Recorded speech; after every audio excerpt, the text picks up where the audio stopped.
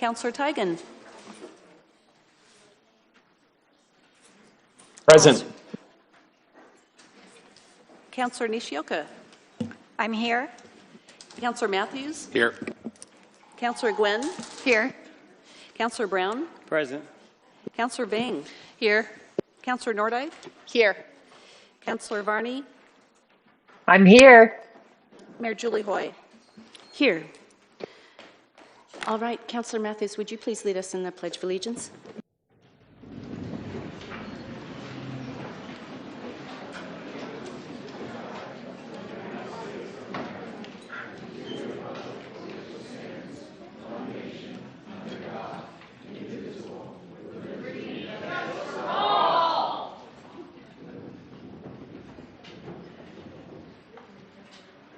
Councillor Nishioka, do we have any additions or deletions to the agenda tonight? We do not tonight. Great, thank you. We're moving on then to Council and City Manager comment. Does anyone have anything they'd like to share?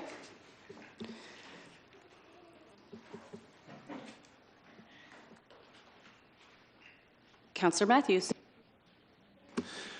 I'll just say, so we, several of the councillors here had an opportunity this week to walk in the Salem Main Street Parade, and I don't know what the exact numbers were at the end, but I thought it was really impressive to just see the number of community members that came out to just kind of support that. And I've been in it in different times and I've been to it before, but it felt anecdotally like it was more, but I don't know the final numbers, but I was pretty excited about that. So several of the different councillors were here, but I'll be the one to talk about it, I guess. Anyone else? Councillor Nordyke. Thank you so much. So tonight I'd like to give a shout out to Salem Soup Squad. I volunteered with this organization recently. You can find them on Instagram and also on justserve.org. And this is a very, very simple way for you to give back to support our unsheltered community during this time. The needs of our unsheltered, which includes everyone from newborns to seniors across our city, are in desperate need of our support. And we know that at the federal level, if you read in the Salem Reporter, there are a lot of changes afoot that could really undermine services and life-saving support for people who don't have a place to live. There's no doubt that poverty is driving many people into homelessness. And so one of the ways that you can give back, and you can choose how to give. There are many folks here in our audience tonight and people up here on the dais who volunteer their time one way or another. And some people call this the season of giving, and I would encourage everyone to find your way to give. And one of the ways that I give is to support our unsheltered. So back to Salem Soup Squad. So you can sign up to be a maker of food or a server of food. And I signed up to do that. I got my food handler's permit, which is a modest barrier to entry, but I think we all agree we want to have safety when it comes to serving food to others, especially a lot of vulnerable populations out there. And you can serve food to the unsheltered as part of Salem Soup Squad. And they do that on Saturdays and Mondays. And so I signed up for a Monday shift, and I brought a batch of my homemade white bean and turkey chili and served it up. And it was gone in 5 minutes, tops. Just demonstrating yet again that there are lots of ways to support the community. And for folks who feel inspired tonight by some of the items on our agenda, I recommend getting to know our nonprofits run by our communities of color in this community, which includes, for example, Mano a Mano, Salem Kaiser Coalition for Equality, and many others, our local Salem NAACP.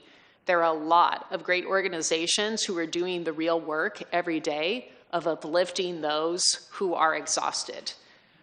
So anyway, I encourage you, tonight my plug is for Salem Soup Squad specifically, but I could take my remarks every single council session and come up with 5 nonprofits every time, because we have so many great people in this community who volunteer or work full-time at those organizations. So I hope I've inspired you to consider giving back in your own way, on your own time. Whether it's time, talent, or treasure, everyone has a way to contribute. So thank you so much.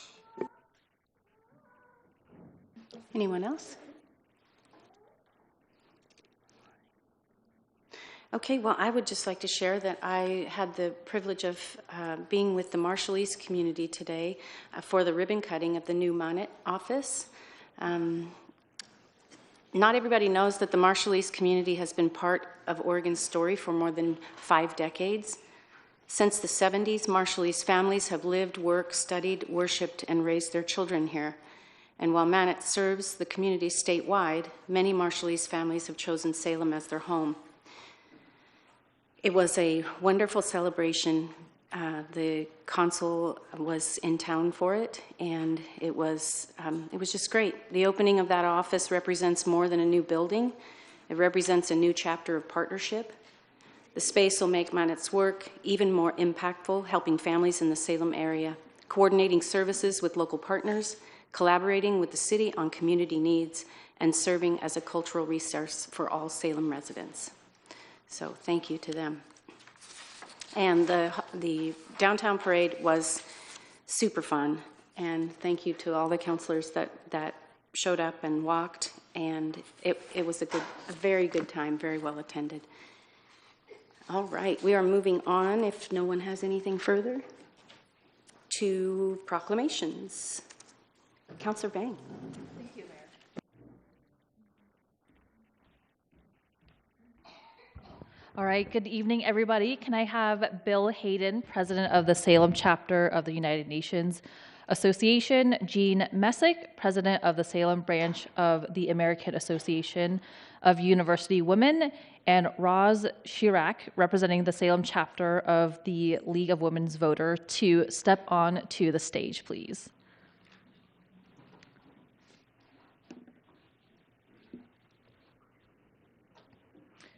And I will have you guys actually come up right here in front of the stage.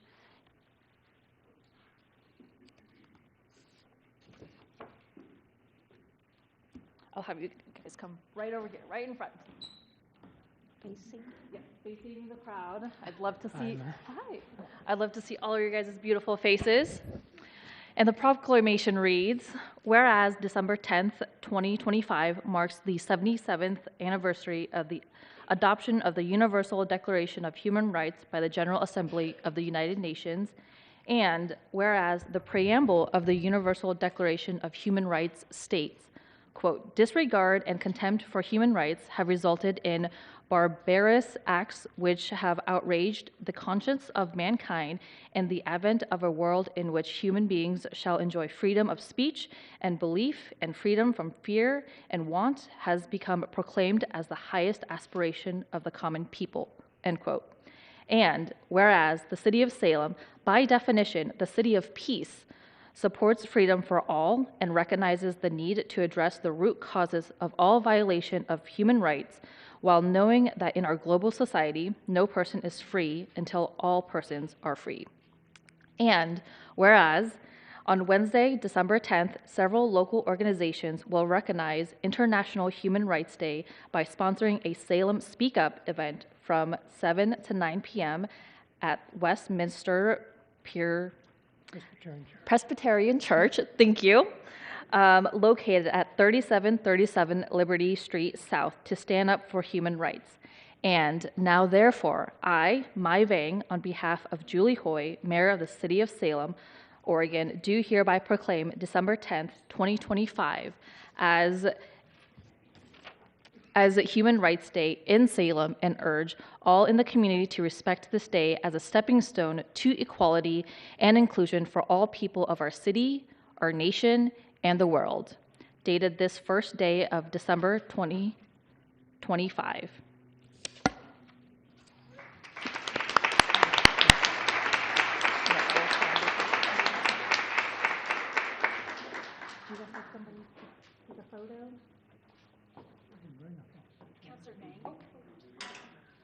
Oh, we got a photo. All right. And then I'll have, okay, come a little closer, and then I'll stand up. And then I will have you hold the proclamation. There we go. And now we got a photo. Get a photo too. All right, let's get the back camera, and then we'll get this front camera. Yeah. Thank you. Of course. One more. Una más. All right.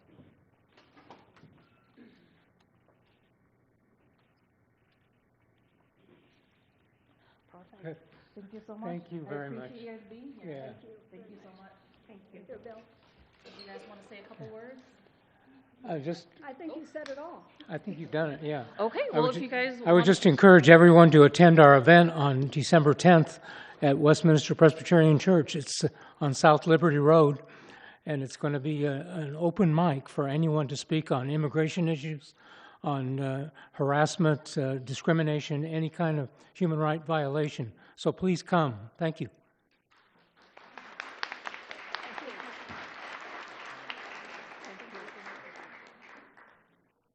Thank you, Councillor Vang. We're moving on now to presentations.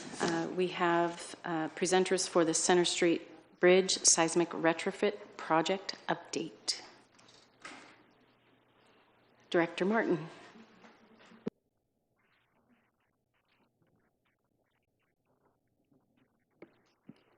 Good evening, Mayor Hoy, City Councilors, Brian Martin, Public Works Director. Tonight I want to welcome Anna Henson from the Oregon Department of Transportation and Bob Goodrich from Dow Engineering. Both Bob and Anna have been working on the Center Street Bridge Seismic Retrofit project over the Willamette River for the past 3 to 4 years. And tonight they're going to be here to do a presentation to update us on the status. One thing I want to point out is the Seismic Retrofit project is 100% funded by the state of Oregon.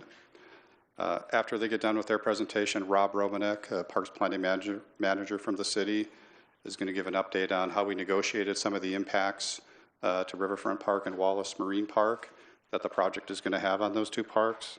He's also going to touch on the water line that we're going to upgrade across that bridge so that we have water service to West Salem after a large seismic event. Before I turn it over to, actually one more thing, there are 2 items on the agenda tonight, both under consent. One is an IGA with ODOT, between ODOT and the city, to actually talk about the terms and conditions of them doing their work and impacting Riverfront Park and Wallace Marine Park.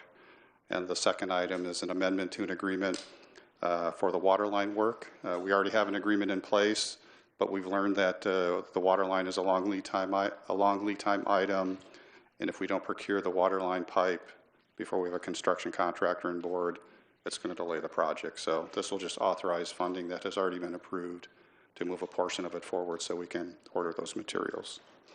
Before I turn it over to them, City Manager Namburi has a few comments she'd like to make. So Brian, thank you, but I will go after Rob's presentation. So thanks. Well, good evening. Thank you for having us here again. Last time we were here was in May, I think, and we're here to give you a project update. So hopefully I can operate this thing. Again, my name is Anna Henson with the Oregon Department of Transportation. Okay, so we plan on giving you a project overview. We'll update you on the schedule, and then we're going to provide updates on public outreach, our park impacts, and our traffic impacts. As Brian mentioned, the city staff will go over the agreement highlights, and then hopefully we're going to have time for questions. So we can't quite see this whole slide, but hopefully you can you hear me okay? Okay. So I'd like to just run through the project scope quickly. We have broken this project into 2 phases. Phase 1 is a retrofit of the center span. So phase 1 is that teal color. So the river span will be retrofitted, and then the east approach, and then the southbound ramp approach as part of phase 1. We are fully funded for that phase, and that will also include replacing the city water line, as Brian mentioned, which will give the city of, okay, I don't know what it's doing. Sorry, it was zooming in. Whoa. Okay, I didn't touch it. Okay, I can still talk. So as part of the project, we're replacing the city water line that runs underneath the bridge, and that will be the only seismically resilient water line to West Salem once we're done. There's 2 other crossings that aren't seismically retrofitted. So that's a good thing. And then we'll also be doing an emergency response plan, because phase 2, where you see in the darker color, we are not funded for that. And so the emergency response plan is in case a Cascadia subduction event happens after our retrofit project, after phase 1 is done, what we will do to connect the retrofitted parts of Center Street Bridge to the west side of Salem. So that'll be happening in the spring, that response plan, along with a study on how to do phase 2. It looks pretty simple, but there's several bridge structures within there, and plus we may be looking at what we're going to do with the Wallace Road intersection, and I can't remember if the Rosemount intersection is included in that, and Rosemount as well. And then that phase 2, that's just going to depend on funding when we do that. I think that, other than, I just want to thank the city. The coordination on this project with city staff has been amazing.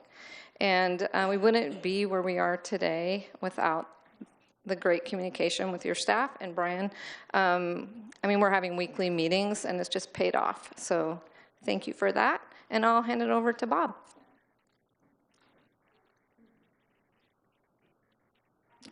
Thanks, Anna. Good evening, and thanks again for having us and letting us give you an update on the project. My name is Bob Goodrich. I work with Dowell, the engineering consultant that's leading the Center Street project for ODOT. So I'll start by going into a few details of highlighting some of the main construction elements in the project. So that interface between phase 1 and phase 2 that Anna was referring to, we're going to be replacing that bridge pier in its entirety. Part of the reason we had to move phase 2 separated from phase 1 is because there's some very poor soils on the west side. This bridge pier is in those poor soils, and so we need to replace that pier. When we get to talking to traffic about traffic impacts, that interface between phase 1 and phase 2 will be, I'll come back to that and kind of highlight, tie that to the traffic impacts.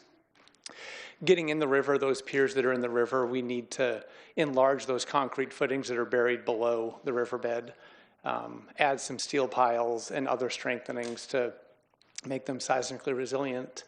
On the east approaches, it's similar work we're doing in the river, but obviously on a smaller scale with easier access, but the same sort of digging up the footings and enlarging them, and doing some strengthening of connections between the girders and the columns. Brian and Anna have both mentioned the water line on the bridge. We'll be upgrading that, making it seismically resilient. On the east, between Water Street and Front Street, we'll be replacing a lot of that water line as well to get it out of the way of the bridge footings that we need to retrofit. So it's kind of serving 2 purposes there of upgrading the size and accommodating the retrofit project. In terms of impacts, and several of these impacts, I'll go into some more detail, and Rob will as well, so I'll kind of go over them pretty quickly. But in the river, we'll have a work bridge that extends across the full width of the river. Around each pier, we'll build a steel cofferdam, which basically just isolates the pier and the footings from the river to allow the contractor to work in relatively dry conditions. We've made sure recreational navigation will be maintained throughout construction with the work bridge in place. The park impacts, the bridge goes over Wallace Marine and Riverfront Park. There's unavoidable impacts on both sides of the river that we've worked very closely with the city over the last 2 years to understand those impacts and minimize them. And several times through the presentation here, we'll go into some more details on, minimization and mitigation for those impacts. Traffic impacts, another piece I'll elaborate on. But I guess just big picture, the reason there are traffic impacts on the bridge is largely because phase 1 needs to be separated from phase 2. So because phase 1 will be retrofitted and designed for the earthquake, phase 2 won't. And if we don't create that separation at the deck level, there'd be a chance of damaging even the work that we're doing as part of phase 1. So we need to install a large expansion joint in the bridge. And to do that, we have to be at the deck level and have to do a considerable amount of work on the bridge and resulting traffic impacts. And then maybe still important, but less severe, some lane closures along Front Street through the course of construction, and a short-term closure of this on-ramp up to Marion Street to head into West Salem. If there's specific questions on construction schedule, I can get into in more detail, but in the interest of time, we anticipate construction to start sometime next year, maybe middle of the year. Take about 4 years of construction. You can see there's a lot of in-water construction activities, work all along the east side that culminate, 4 years later in 2030 or so with reconstructing the parking lot and landscaping and replanting trees.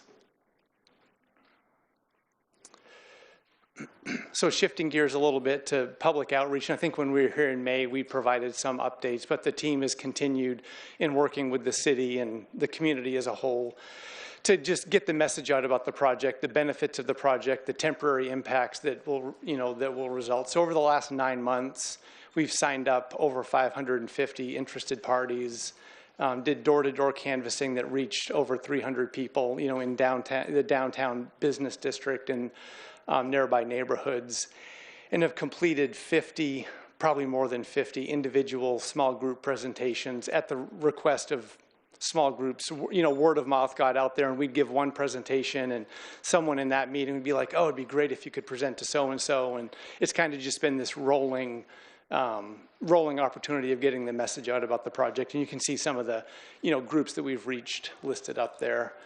I do want to highlight one of the big pieces of outreach since May is we've met with emergency service providers multiple times, including Willamette Valley Communication Center, because that was a piece of our traffic control impacts we were still developing back in May to make sure we were accommodating and minimizing their delays, and we feel like we've got a good plan in place for that now.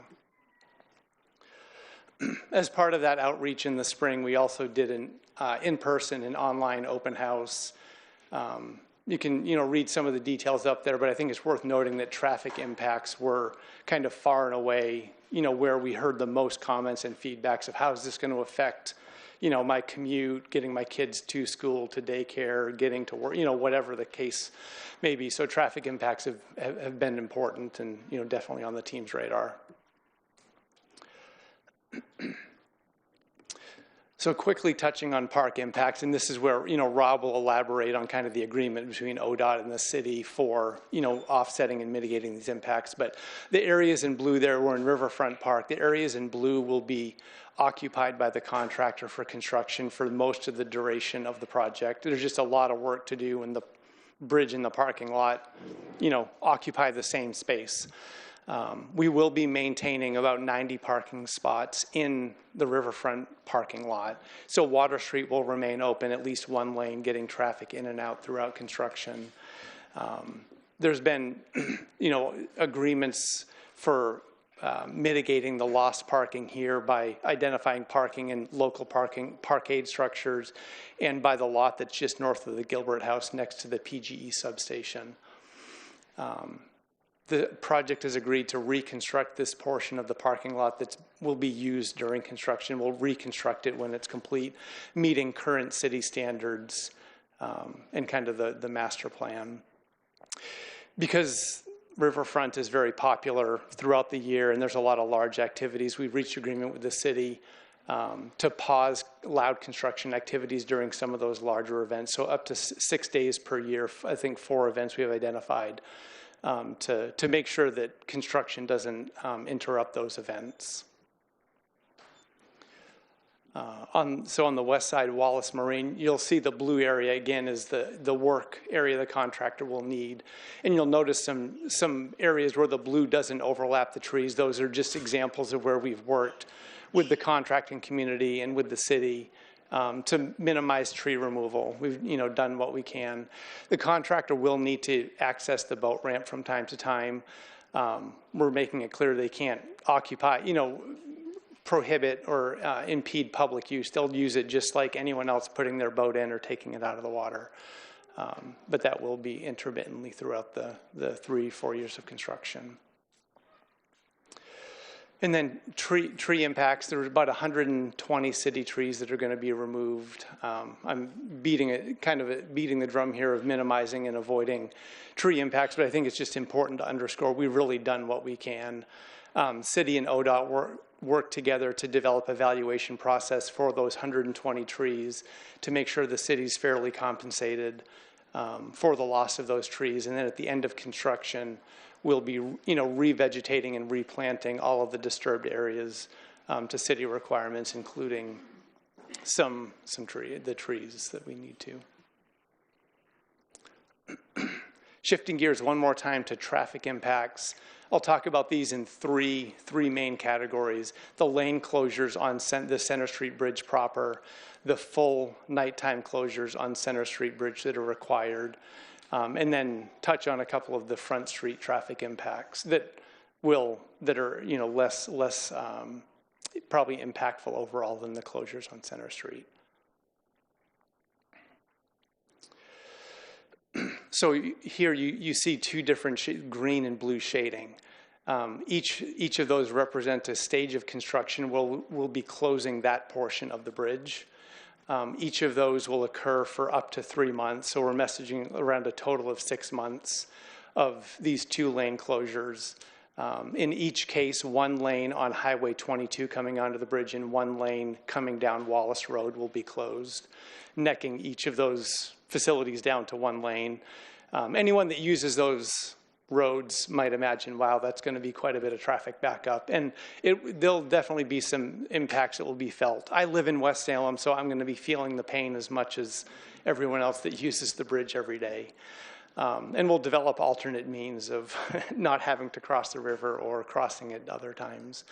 One of the pieces working with emergency service providers, the traffic backups will be, pretty long. We've worked with Willamette Valley Communication Center to use the closed areas of the roadway that approach the bridge have a flagger installed kind of at the far west end off the left end of the screen here to let them into that no travel zone essentially and skip the traffic queue, get up to the very front where the construction activities and let them cut in front of public traffic to minimize delays, just as example of that coordination.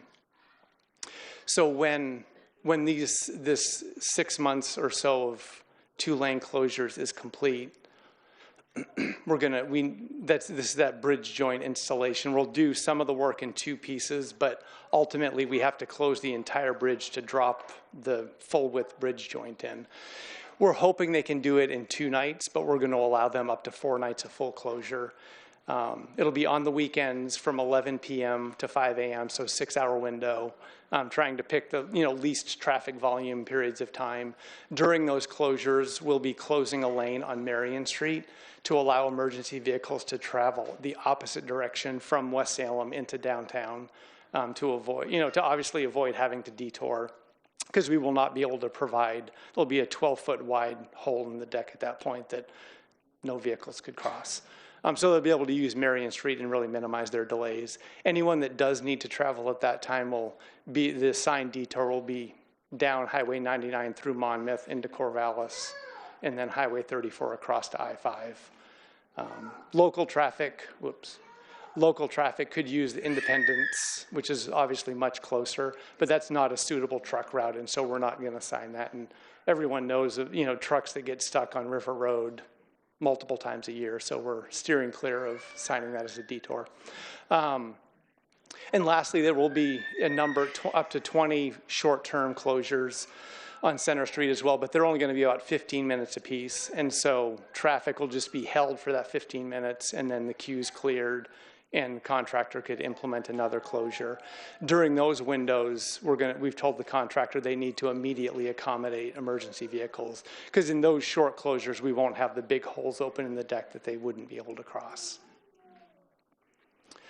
And then lastly, on Front Street, I think the one to note here is there's going to be, for up to 3 months or so, the on-ramp to Marion Street will be closed for a couple of different construction activities. One, installing the city water line across Front Street, and then doing some of the footing retrofit work. I'll turn it back over to Anna. Thank you. Thank you, Bob. Okay, this is just our next step slide. We have to secure some permits in order to go to construction. Currently, Federal Highway has not signed our environmental document, which is putting our project at risk from not getting a Coast Guard permit. So we're shooting for next year still hard and hoping that will come through. But I just want to make sure that everybody knows that's a risk to the project. So this is right now our plan is to send our package to our controls office in December this year coming up, and bid opening in late February, and hopefully we'll start construction in spring of 2026. And here's Rob. Thank you. Good evening, Mayor and Councilors. I'm Rob Romanak, Parks Planning Manager. I'm going to wrap up this presentation with just a few slides that really highlight the city's engagement and coordination in this project over the past 2 years. To start with, I want to emphasize that really our focus has been from the get-go on protecting the natural resources and the trees specifically that are poised to be impacted by this project. And when I say that, our strategy has been to really minimize and avoid those impacts to the extent we can. Some impacts are unavoidable. I also want to flag before I go any further in is another aspect of this has been to ensure there's fair mitigation and compensation to Salem and our park users and our residents. I'm just going to go into a little bit more detail about the park and tree impacts. Of the 120 trees slated for removal, 54 of them are located on the Wallace Marine Park or the west side of the river. You can see those area where the tree removals will take place have a textured black dot on this figure. The remaining 66 trees are located on the other side of the river, the east side of the river, and I just want to highlight for transparency, see if I can get this to go. Oh, nope, I'm messing. I don't want to do that.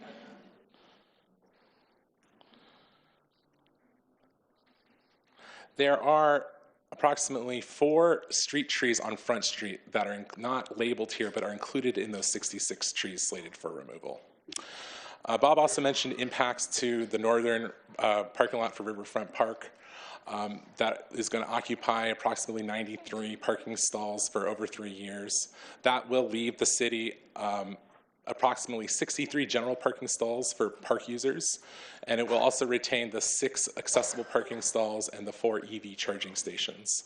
This is where we've landed after exploring multiple scenarios with them, phased construction approaches, faster construction that might occupy more of the parking lot, and we've landed on this. It has evolved to this scenario before you tonight as the least impactful for the park and its users. I want to dive a little bit more into the mitigation. First, the orange area shown on the figure, that's the city granting temporary easements to the ODOT for them to complete the project. In exchange for that, focusing specifically here on the riverfront side, there's a commitment from ODOT to replant all of the removed trees, plus compensate us for the value of those trees. And in working with ODOT, this is come to our attention is kind of a first for them, where we've asking them to actually give us the appraised value of those trees because they are very important for the Salem's residents. And in addition to that, it was mentioned that they're going to occupy a big portion of that parking lot for a number of years. That will essentially demolish the parking lot. So when they rebuild it, they're going to rebuild it to our standards, which include stormwater treatment and all the standards we have for like if you were building a brand new parking lot.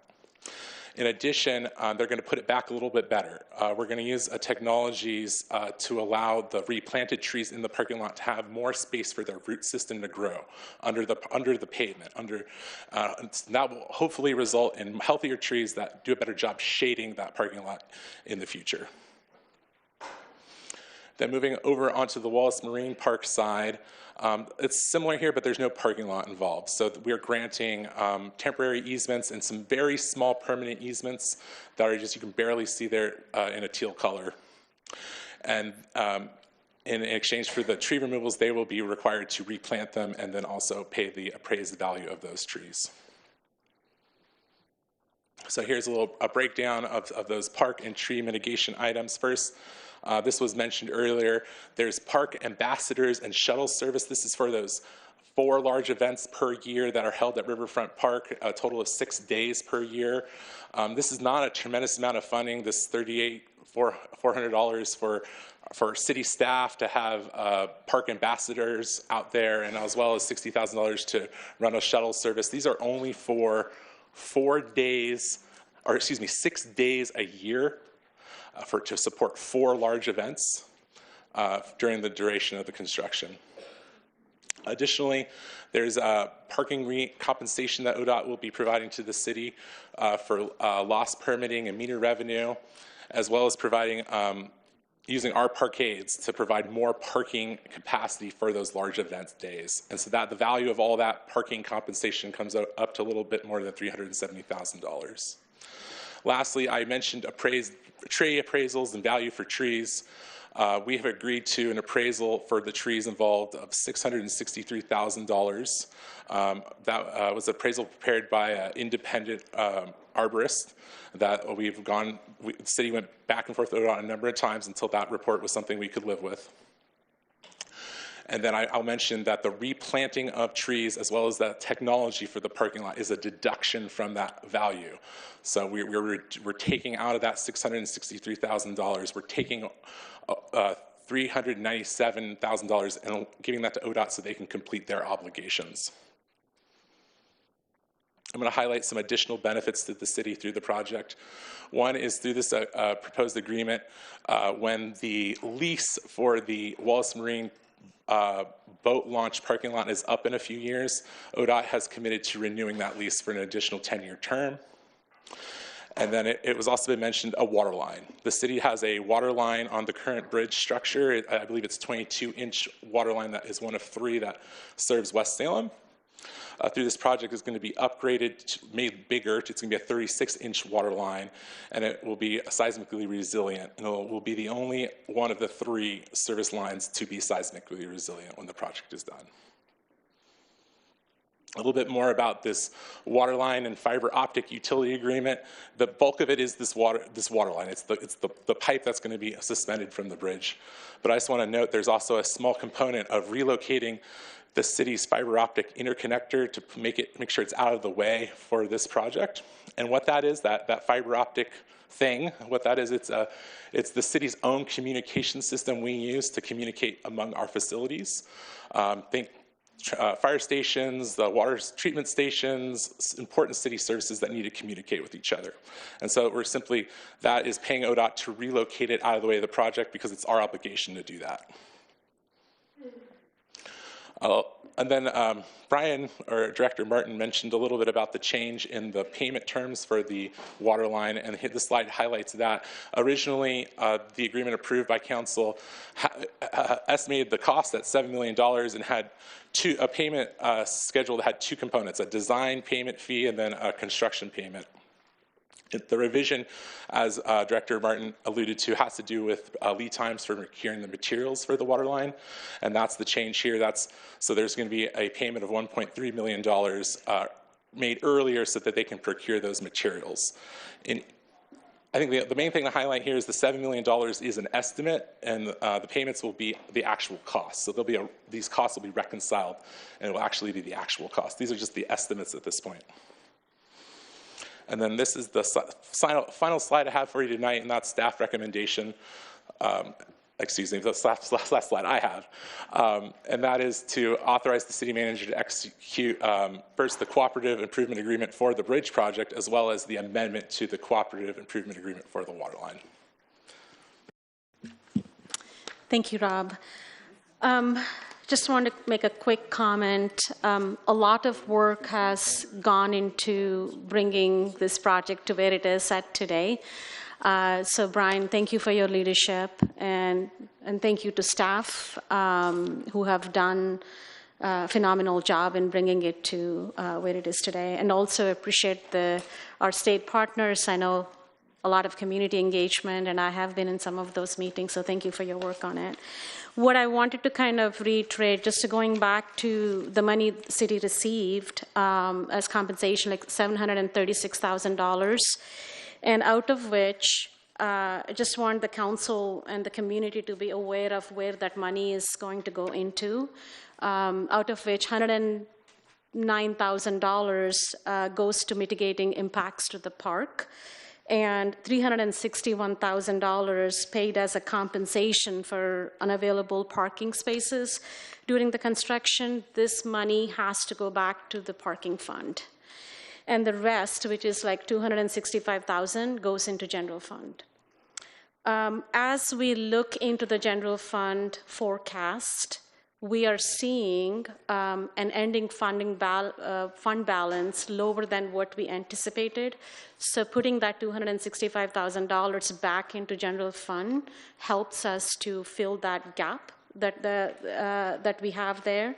And I've said this before to the council and the community, and also during the budget process.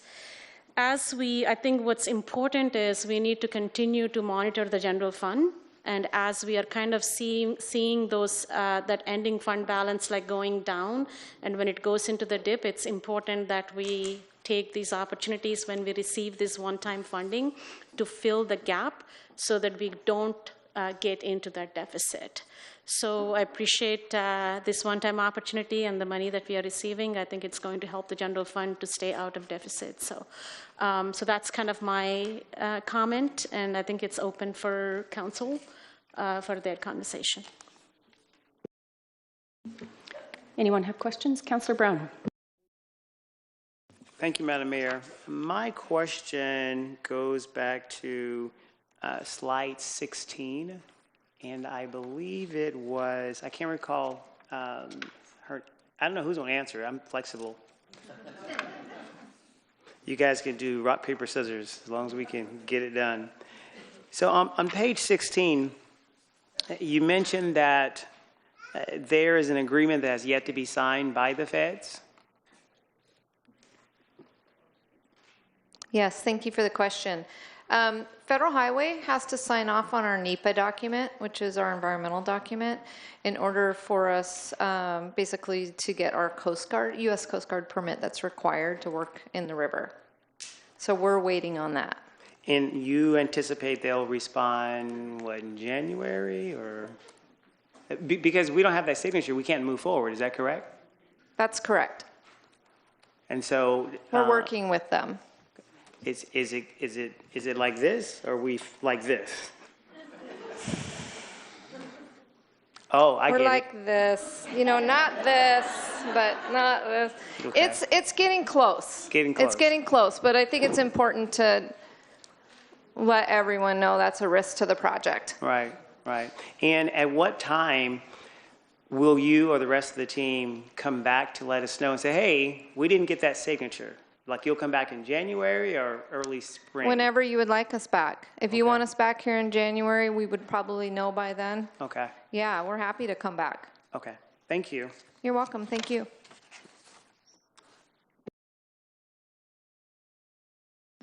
Any other questions? Seeing none, thank you very much. Thank you for the update. Oh, I'm sorry. Time out. Councillor Brown. I have one more. Since no one else had one, I have one. So I don't live in West Salem, so I'm fine without making. I'm going to be okay. And so you had said that obviously, this is going to interrupt a lot of people going back and forth, right? And you had shared that you've done a lot of community engagement, knocking on their doors, and I saw the response also. Do we anticipate, even having done all of that, that there will be some folks that come back and be like, oh, this crazy city council, they didn't even tell us? Like, do we have a plan for that? Because I can imagine at least one person is going to say, the council and the staff did not communicate with us. I'd be lying if I would not expect that. Okay, thank you. I appreciate the truth. No, that just like honestly, like not every we've done our best, but we haven't reached everyone. Right. And there will be people that are surprised and thinks the project came out of nowhere. Sure. Yeah, and you said that once that is closed, they'll have to do 99, go all the way around through, is it Monmouth? Well, Monmouth to Corvallis. To Corvallis, and then get to their house. I-5. And yeah, I mean that's the signed detour route for the 11 p.m. to 5 a.m. closure. 5 a.m. And how long is that route? I guess it depends. It's like 45 minutes to Corvallis from West Salem. Yeah, well, and the reason I'm asking, because obviously you can hear the grumblings in the background, because the moment we close it, which we'll have to, someone's definitely going to say, we did not communicate this clearly, there wasn't a plan in place, and I'm just curious to how long the miles are in that particular, detour. Sure. So if you live in West Salem and need to get to work downtown and you leave at 11 p.m., you're working graveyard, it's probably over an hour, maybe not quite an hour and a half. So not trivial. I guess, so mitigating the situation you're describing, not eliminating it, because there will be surprises. We're not done the messaging to the public. Part of our contract documents will have, those reader boards that get, towed in, and you have signs displayed of road closed or lane closed. We're going to be, like ODOT's variable message signs up and down I-5. We'll be putting in temporary message boards, Center Street closed. And once we have a contractor on board and know the closure dates, like at least 30 days ahead of time, it'll be Center Street closed December 2nd, Center Street closed December 2nd, for a month ahead of that. Got it. And ODOT will be doing, communication blasts with the interested party list. It'll news organizations. I mean, there's a lot more communication to be done when we know more. Got it. So, and one final question. Obviously, in some parts of where that bridge is, there are folks that are living underneath those bridges. Have we thought about a plan as to how we're going to work with them? And again, I'm not putting you on the spot. No, I just know that I'm going to get an email. Yeah. And somebody's going to say, what's your plan when it comes to the unsheltered that's underneath those bridges? Sure. Really good question. So, I mean, the plan is, so ODOT district is going to contract with a crew that, because, I mean, right now, periodically the areas get posted, and I think state police and ODOT come in and kind of clean, have people move on to a different area, clean up the area. So we'll have ODOT's going to have a contractor in place to do that, and then we're going to require the bridge contractor to fence off their work areas to further discourage, those, encampments from coming back into the area while the construction activity is going on. Got it. Well, Madam Mayor and Madam City Manager, I think one of my thoughts as we think of how this is going to play out, that there will be some folks who will see what we're doing as a harm. And so even to Madam President, a part of me thinks that when we get to January or February, that we can pick up this conversation again, just so we can have some sort of contingency plan, just to know that we're talking about how we're going to ask folks who are in shelter, how we're going to have to relocate them. I would rather we at least plant the seed now, and then 8 weeks later we can come back and talk about the growth to see what we can do different. Councilor Nishioka. Thank you.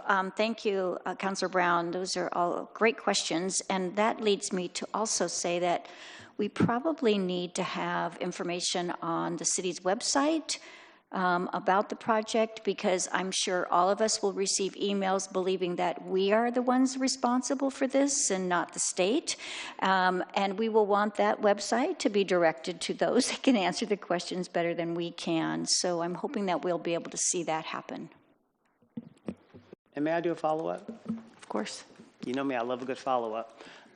So since we are talking about ODOT, and I know Director Martin, what I'm about to say is not new to you, but when we do come back and have this conversation, and whatever ODOT is going to do to quarantining their space or their equipment, you know, with the removal of folks that are unsheltered, I think it would be a good time to have the conversation about trash, because there will be a lot of that, and we know that we would like to have this conversation. It may not be with you per se, but with ODOT in general, because we know there's going to be a huge cleanup, and we need to discuss who's paying for that cleanup. Because if it's on ODOT property, then I'm going to assume that ODOT needs to pay for it. But if we're doing anything on city property, then obviously it'll be the city's responsibility. But I think we need to have that conversation too. I guess just to clarify, so the trash cleanup you're referring to in the context of the bridge construction, or just sort of in general in the area? So specific to the bridge work, so ODOT district is going to have a contractor on board, not the bridge contractor, but a cleanup contractor that is certified in hazardous material cleanup. And so ODOT is planning, and Anna, correct me here if I'm speaking out of line, but ODOT is planning to, we've incorporated that cost into the project as kind of an add-on to the construction cost. Okay. So I think that starts to get at the answer to your question. Okay. Thank you. Thank you, Madam Mayor. Councillor Varney. Okay, thank you. My question is about, you've done a really good job of describing the impacts. Hold on, I gotta turn off. Anyway, you've done a great job describing the impacts of the bridge closures to the local community. My question is, how will traffic on I-5 or traffic coming east from the coast, how will they learn about the closures, and where will those detours be? Yeah, good question. So the closure, is this on? I suddenly couldn't hear myself. So the closures are going to only affect traffic coming from the coast, Dallas, Polk County, West Salem into downtown. If you're on I-5, Marion Street will be unaffected, so they'll be able to cross and get into West Salem. I mean, that said, say someone goes there and is like, oh my gosh, I'm going home late from a relative's house and now I've got to go around. There will be those reader boards that I mentioned will be, you know, active on I-5 as you head south from Portland, as you head north from Eugene. In Newburgh, I think we have one in Newburgh on Highway 99, trying to get at least the main routes and let people know, like if it triggers that, like, you know, West Salem or Center Street's closed, people see that and, you know, can kind of figure things out, hopefully.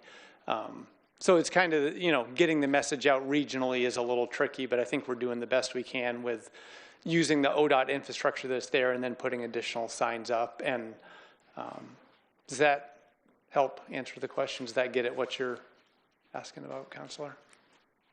Thank you. That is great, and thank you for the comprehensive presentation. It really looks like you've covered, my goodness, mitigation, compensation, lease impacts.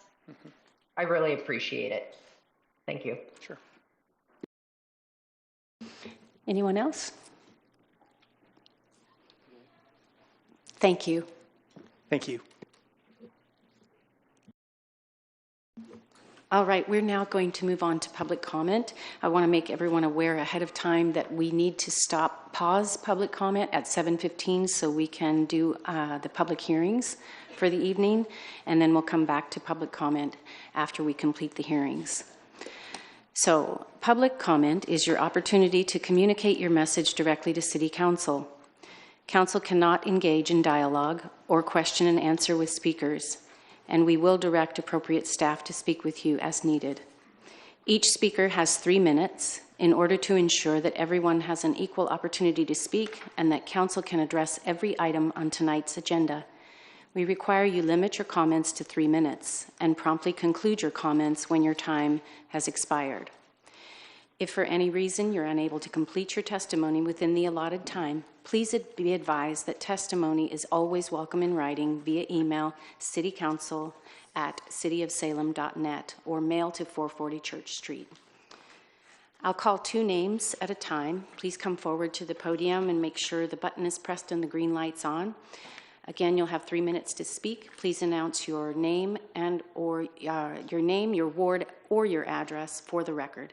Thomas Ellis and Erica Villa.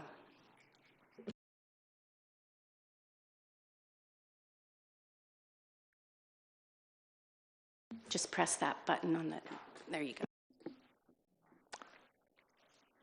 Okay, try to get this thing to do. There we go.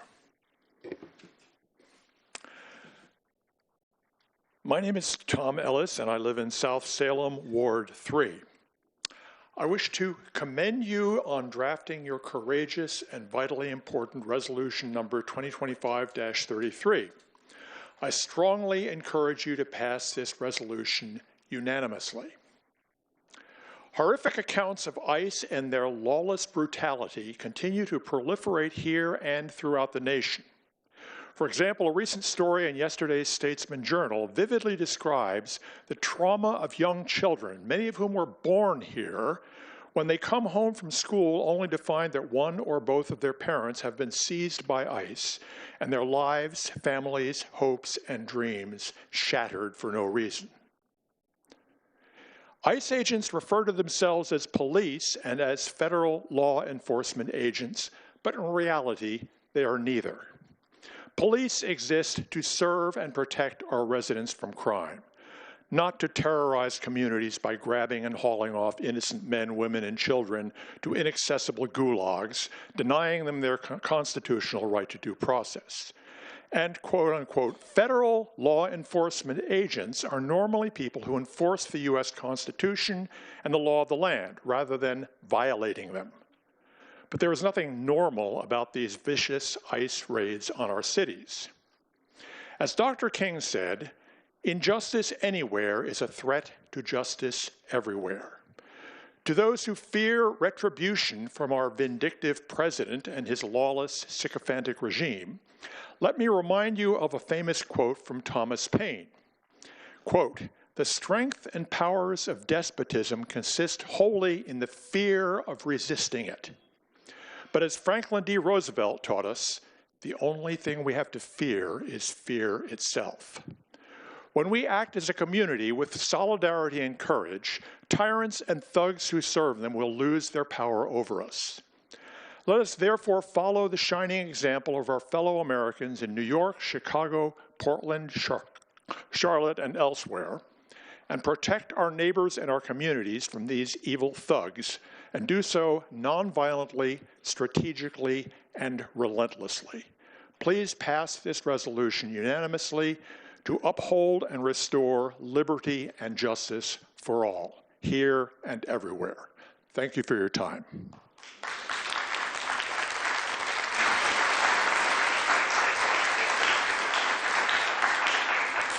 Erica Villa and April. Hello, my name is Erica Villa, and I'm from Ward 6. I am here again. I came in last Monday. This time I came in because on Saturday I got a call from a boy, well, he's 31, a man, I guess, and he gave me a call. I was working, I was Ubering, as you guys know, I Uber. He was doing the same with a Dasher, and he was texting me, hey, they're following me, and I'm like, who? So my instinct was call him and find out what was happening. He was being chased by 2 cars. As many of you keep on saying, they are following criminals. He's here legal, he's here on a working permit. He was basically hiding for an hour in Beaverton. This happened on Saturday. So again, I'm here to tell you guys, they are not looking for criminals. They are following people. They are searching up their plates. He's here on a working permit. He has no criminal activity. He's been following up with his appointments to get his I guess, green card. So again, I tell you guys, they are not following criminals. They are just following any person they find at the gas station, anyone going to work, anyone, doing the right thing and working for their legal status. Again, I also help the community. I'm making events to get fundings. So I urge you guys to put Salem in emergency. I am trying to advocate for the community, hosting events to raise money to help people with food, rent, anything that they need. And I believe as a citizen, we shouldn't be doing this. This is why the government has funds. This is why there's different associations that help. And it's sad that the people are not getting the help they need. And people like me have to advocate for them and try to raise funds to help the families that haven't had food or are, being soon, they're going to get the 10-day eviction notice. So we need more ways to get funding or ways to help the community, because this is not fair. It's not fair for anyone that's just here doing it the legal way, and they're all working. They're here to help the community, and I believe we all, we're here as culture. Like I said, I was born here. My parents came.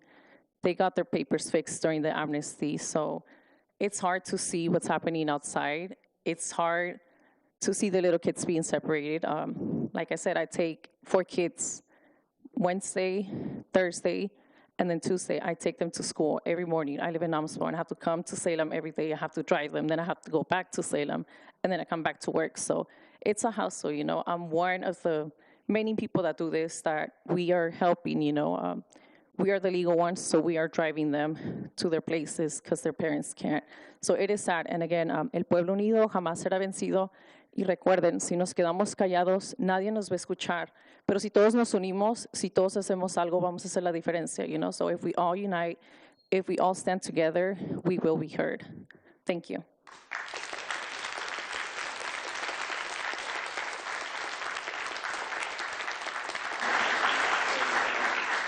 April and Ray Quisenberry. Good evening. My name is April, and I live in Ward 7. The following testimony is my personal opinion and does not reflect the views of my employer. The draft emergency declaration related to community impacts of federal immigration enforcement is a good start, but it needs concrete resources. Section B states, I paraphrase, the city will coordinate with community partners to support programs for communication, outreach, and community support to address the emergency impacts of federal immigration enforcement. I urge the council to amend Section 5B of this declaration to allocate $300,000 in financial resources for impacted families. According to PERC, there were 41 detentions in Marion County in November, many of these in Salem. Over 20% of residents in Salem are connected to migrants. ICE activities are forcing local families into precarious situations.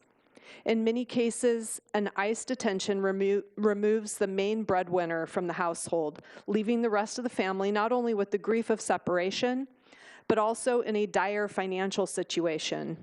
Many of these families have school-aged children. This emergency funding will help these families during the period of transition after a detention. Without an appropriate level of support, more of our city residents, including children, are going to face hunger and homelessness.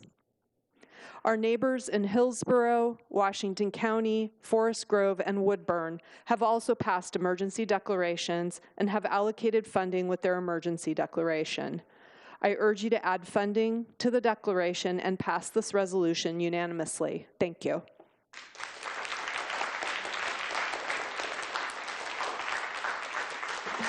Ray Quisenberry and Deb Patterson. Thank you. City Council and Mayors, my name is Ray Quisenberry, and I live in Ward 1. I'm speaking in support of the state of emergency declaration. And one of my reasons involves our history in Latin America, which, as many of us know, has been extremely violent.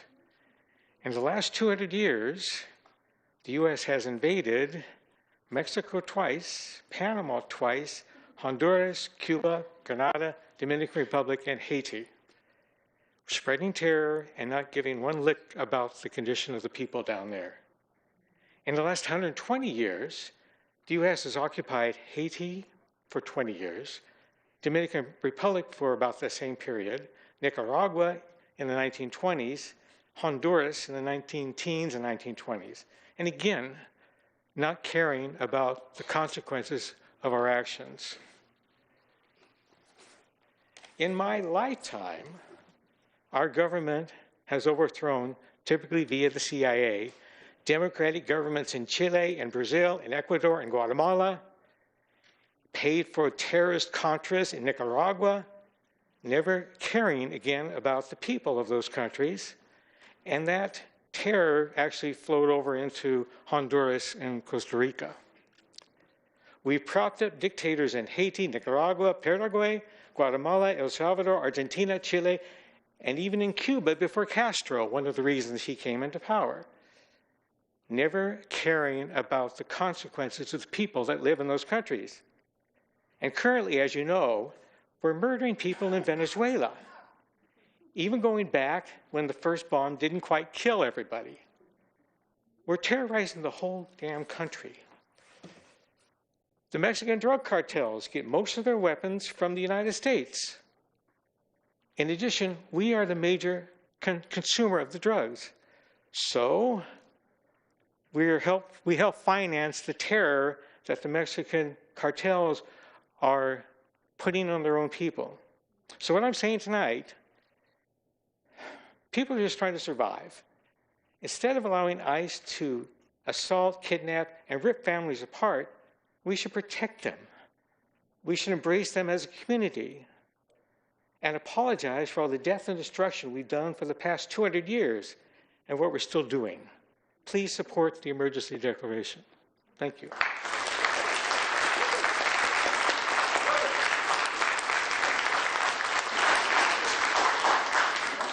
Deb Patterson, followed by Rachel Atchison.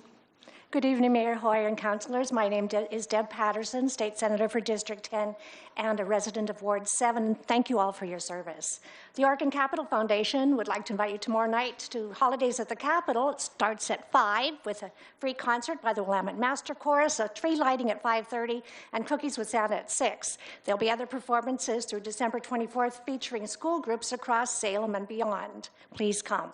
And this is only one of the wonderful things about Salem. Friday, we enjoyed the holiday parade, and many folks shopped downtown over the weekend. We're seeing new housing developments around the city, the result of years of planning.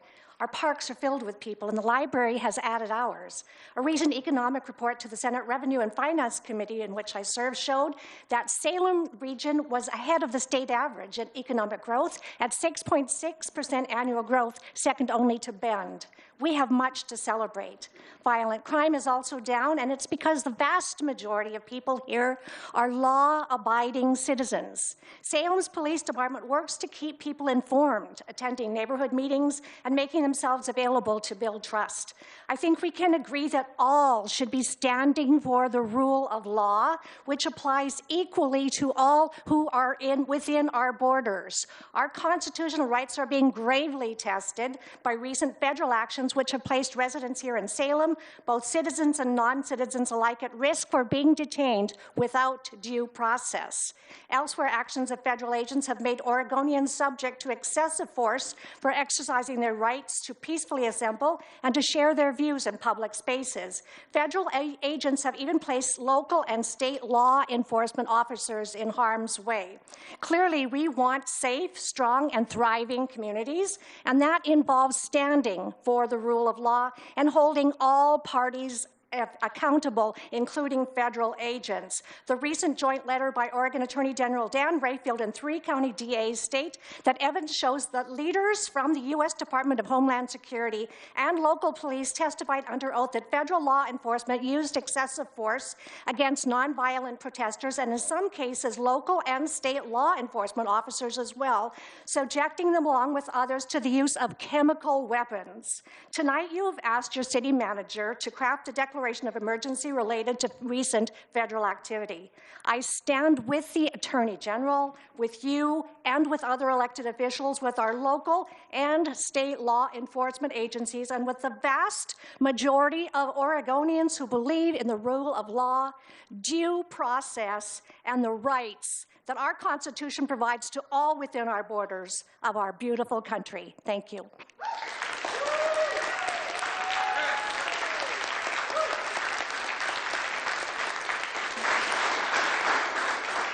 Rachel Atchison and Angelina Bacon. Yeah, I'm Rachel Atchison. I'm in Ward 3, not as eloquent as Ms. Patterson. But about the emergency declaration, my main concern is that there's no money set aside for impacted families. I was under the impression that declaring an emergency, the main reason was that you're then able to work outside the existing budget process. I'm not an expert, but I thought that was the gist of it, like you recently did with the water filtration system. Other cities like Woodburn and Hillsborough have put money where their mouth is, and that's absolutely what's needed here. I know the gang task force that Salem PD had was recently disbanded, and it's somewhat ironic that now we basically have lawless gangs roaming our streets, but they call themselves federal officers. And our local police department apparently can do nothing about it, according to Dan Atchison's memo. So since it is only going to be us, residents, trying to protect each other here, we need you to reallocate funds to support us. We not only need Know Your Rights training, but we also need human rights observer trainings. We need a whistle distribution and education. We need regular patrols of schools and community gatherings, as well as resources for legal assistance, trauma counseling, and the myriad of other needs the affected communities have. We're talking about a quarter of Salem's population under attack right now. And you need to use some of our tax money to assist them. Take it from the police department overtime funds if necessary. And then secondarily, I've not given up. I still think we need to be a sanctuary city. So I'm hoping that people will continue to come out and fight for us becoming a sanctuary city, because we still need to do that as well. So thank you.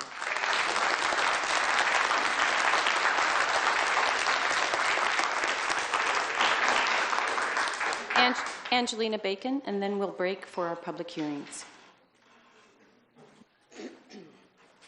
Good evening. He who is in me is greater than he who is in the world. Former KGB operative Yuri Beznomov tells us about the 4 stages of subversion. Demoralization. This initial long-term phase, 15 to 20 years, focuses on eroding a society's moral, ethical, and traditional values. This is achieved by infiltrating and influencing institutions such as education, media, and culture to alter public perception and make citizens unable to recognize or resist the subverter's ideology. Destabilization. The focus then shifts to operating instability in critical areas like the economy, foreign relations, and social systems over a shorter period, 2 to 5 years. This involves sowing discord, encouraging social unrest, and radicalizing divisions to undermine trust in existing institutions and make society unmanageable. Crisis. This is the culmination of the process, a period of chaos, potentially lasting only weeks, where a society reaches a breaking point and its legitimate power structures collapse. The population, desperate for a solution, may demand a strong leader or external intervention, paving the way for radical change. Normalization. In the final, cynically named stage, a new regime stabilizes a society by force and asserts control. The useful idiots and activists who helped bring about the crisis are often eliminated or sidelined once they are no longer needed, and a new normal is established. Oh, I could talk all night, but we'll go here. For we wrestle not against flesh and blood, but against principalities, against powers, against the rulers of the darkness of this world, against spiritual wickedness in high places. Jesus is the name above all names. The UN is not a legitimate organization. It is not above the United States. And you guys would do well to remember 18 U.S.C. 2383, to rebellion or insurrection. Whoever incites, sets on foot, assists, or engages in any rebellion or insurrection against the authority of the United States or the laws thereof, or gives aid or comfort thereto, shall be fined under the title or imprisoned not more than 10 years or both, and shall be incapable of holding any office. Thank you.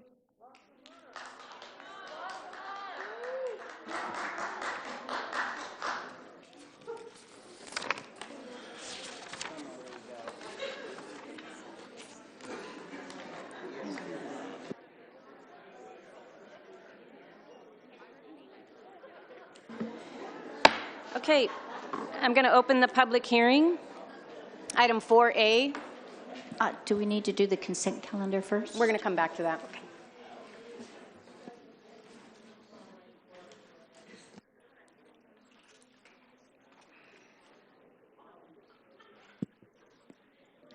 The City Council will now hold a public hearing to receive testimony regarding exemption from competitive bidding process and authorization of an alternative contracting method for the Willow Lake Water Pollution Control Facility South Secondary Clarifiers Rehabilitation Project.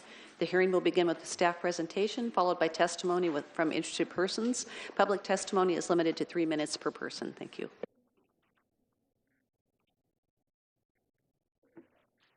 Hi, James. Hi. Go right ahead. Good evening, Madam Mayor, council members, members of the public. Thanks for letting me interrupt this really important conversation from the community. My name is James Winslow. I'm a assistant city engineer in Engineering Public Works Department, Project Management Team 1.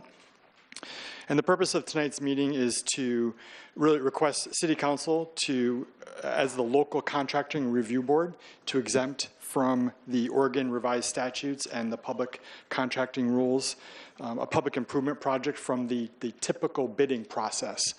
And this is for the Willow Lake South Secondary Clarifiers Rehabilitation Project.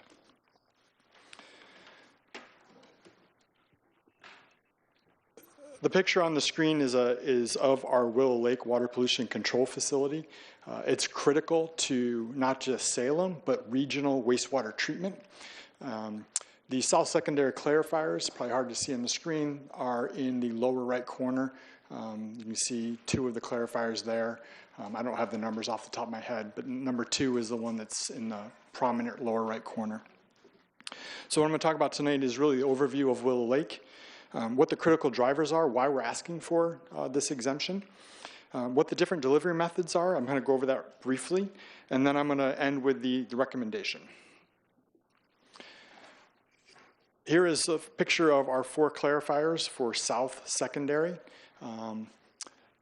They're large concrete tanks that take in wastewater, treated wastewater, allows the solids to settle out, allows the lighter materials to float to the surface, called some of the scum. And on the left is number 2, empty. We've had that down a couple times this year already, as it has had some mechanical failures. So we've made some emergency repairs to number 2, and all 4 clarifiers are extremely old, are critical to our facility, and need rehabilitation in quick order.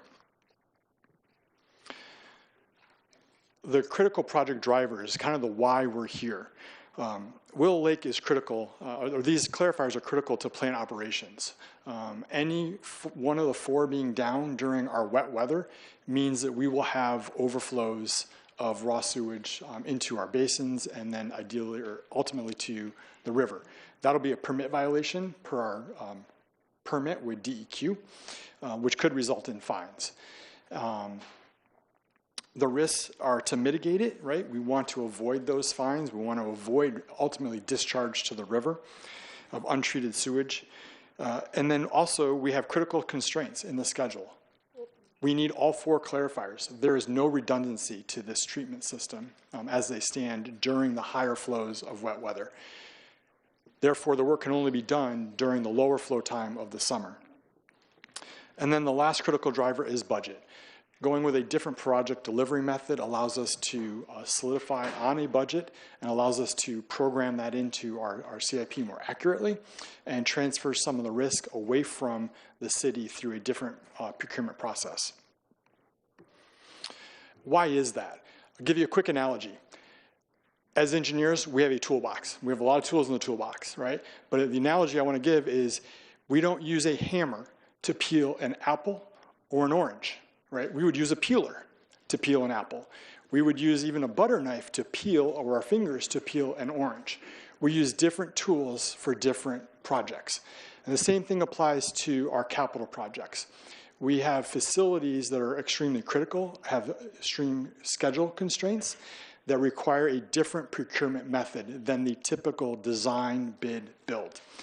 And as you can see on the screen, the design, bid, build goes through a standard procurement, right? You get the design going. It's very linear. It's very sequential. You put all the plans and specs together. You advertise those, called bidding. And then you receive the bids, which are all based on lowest bid. That is the typical process. You hire, you then issue the contract, and the contractor then constructs the project.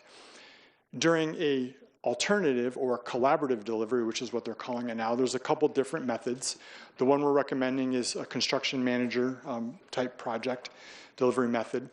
You're able to bring in the contractor as a consultant construction manager early in the design process. That allows them to collaborate with the design team and the owner to address a lot of the schedule constraints. It addresses a lot of the risks. We're able to include the contractor's means and methods, how they are going to build the project. They can see some of the risks, they can address those, and we can also do some early work. It allows us to issue some early work packages so that you're doing some of that design, or during design, you're doing some construction to alleviate the stress during that tight summertime window of when a clarifier has to be rehabilitated and then brought back online before the wet weather season. It's a highly collaborative process compared to the typical design, bid, build. Again, that typical design, bid, build on the lower right, you can see it's very linear, it's very sequential. Construction does not start until you have the full plans and specs. With 4 clarifiers having to be done, one each summer, this type of a method is not the best tool to handle not just the complexity of the schedule, but also the risks at a facility like Willow Lake. We'll have a longer schedule, and there's also a lot of change orders associated with design, bid, build. That's the nature of that, because you cannot anticipate how a certain contractor, a low bid contractor, might choose to do something in a different means and methods than if you're working more collaboratively and asking the contractor, here's the risk, here's the unknowns, here's the challenges, how can we be innovative? How can we figure out? And then they will apply, hey, this is how we're going to try to do it. And you can incorporate that into the specifications, and then that's what you're going to construct on. So it's a much more collaborative process. So why would we choose CMAR? Again, some of the items we've talked about. When a project is more complex. Ultimately, these clarifiers at about $16 to $20 million, for us as the city of Salem, is a pretty sizable project. For most contractors, it is not a big project. But the complexity of Willow Lake and being able to treat our wastewater, the risk to our permit requirements, the risk to the schedule, and needing all 4 of those with a lack of redundancy, makes this a high-risk, high-schedule project that something that is a more collaborative, alternative process, like construction manager at risk, a better option and a better tool in our toolkit. The one thing about risk, because we're collaborating, that risk, identifying those, is really a cornerstone during design, right? We can engage that contractor, they're on board.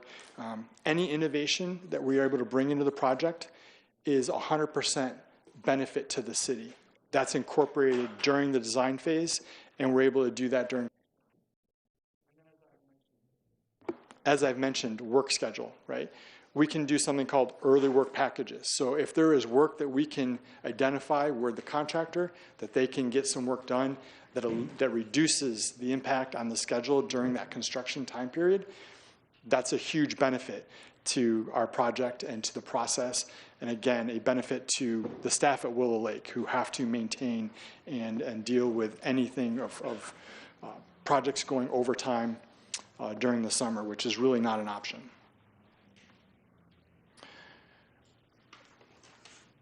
The graphic here really just shows the difference with a construction manager at risk, how it is a collaborative model. Again, you're working early with a contractor. They're coming in somewhere in that 10% to 30% design phase. We have a good idea conceptually of what we want to do. We have a design team on board. Like typical, we have a contract with them. And then the contractor comes in as that consultant construction manager, and they're able to work with the owner, the city, and the plant staff, as well as the designer to identify, again, the risks, some of the schedules, again, how they're going to do it, and any innovation that can happen during that early phase. Do some of the early work. We may have some valves we have to put in. If we can do that work early, then it really frees up a lot of the pressure of the construction schedule. And then we move to a guaranteed maximum price. That locks in the price, right? That really transfers the risk of the funding. At that point, the contractor has a really good idea of what the project is, and unknowns that they might know. They give the guaranteed maximum price. It really reduces the amount of change orders on a project, right? The risk has been transferred to the contractor at that point, and they are going to deliver the project for that price. So we know what the price is going to be. Reduces the amount of change orders during construction. One thing that we talk about is, why would we do this, right? We need to focus on local. Going with collaborative alternative delivery does not remove the local involvement. The general contractor, the construction manager at that point, also has subcontracts, right? They are looking for local firms to subcontract with to do some of the specialty work. There's still a lot of local involvement there.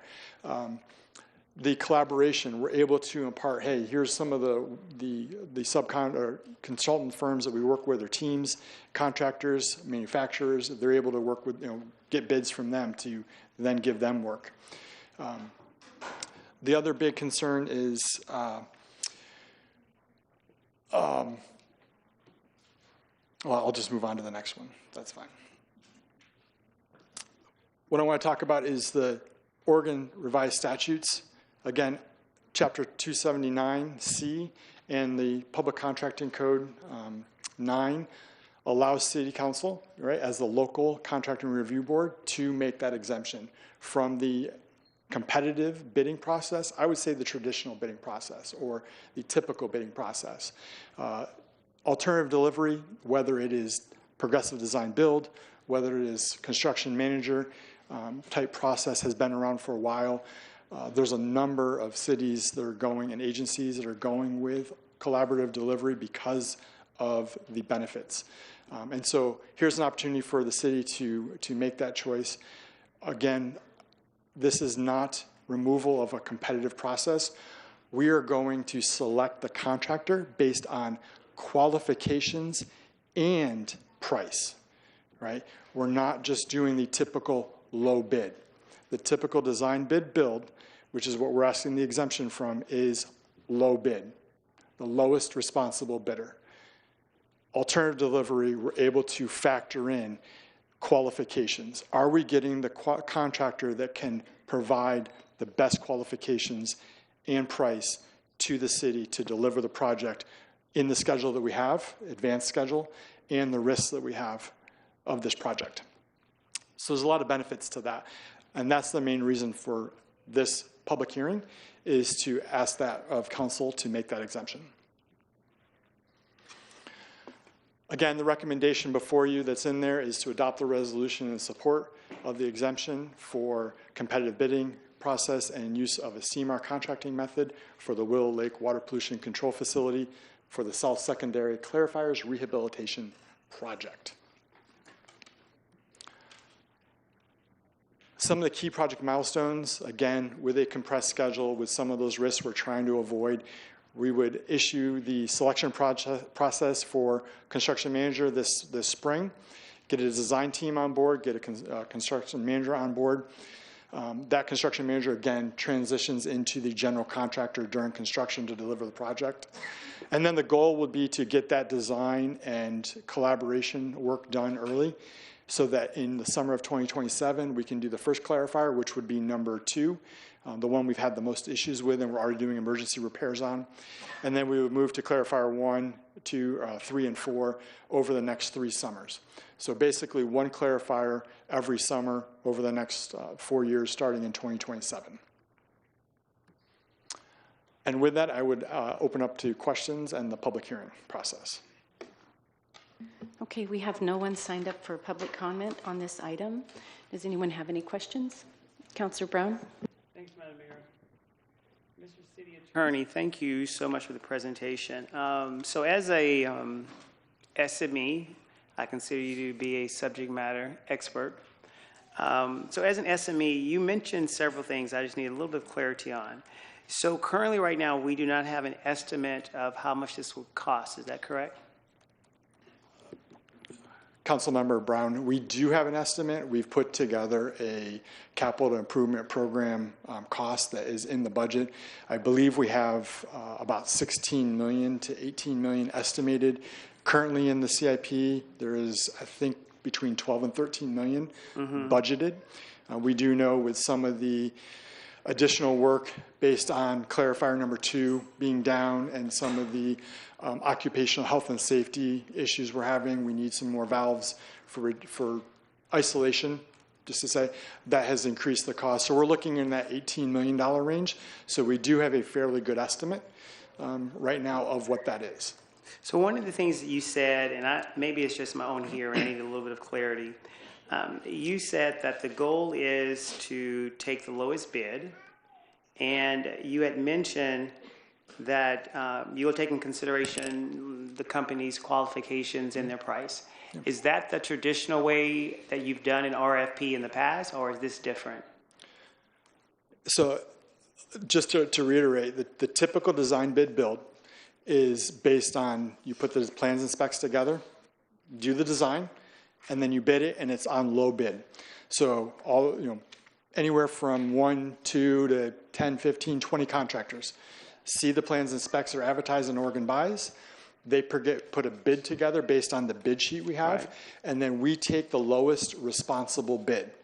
So whoever is lowest and responsible per Oregon rules, per the typical public contracting rules, that is who we go with.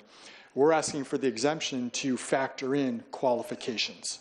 And that's the big difference, is we will evaluate the contractor based on not just their price, but also their qualifications. Meaning their previous work that they've done. They will have to show you something that they've done relative that will give them the expertise to do this project. Correct, yeah. We'll solicit, or the request that will go out will include what are your qualifications, here is the initial project, and they will give us a number to do some of the construction management during the design.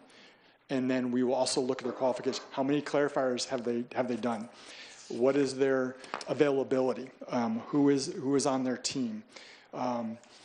There's a myriad of factors that go into that. It's similar to selecting a consultant process, doing an RFQ or an RFP, request for qualifications, request for proposal process, except that we're extending it to contractors where we're able to look at their qualifications as well as price as a factor. So it's still competitive. It's just not the traditional approach that is in the public contracting rules, which is why we need the exemption. Does that help clarify? It does. Okay. It does. Thank you. Thank you. Thank you, Madam Mayor. Councillor Matthews?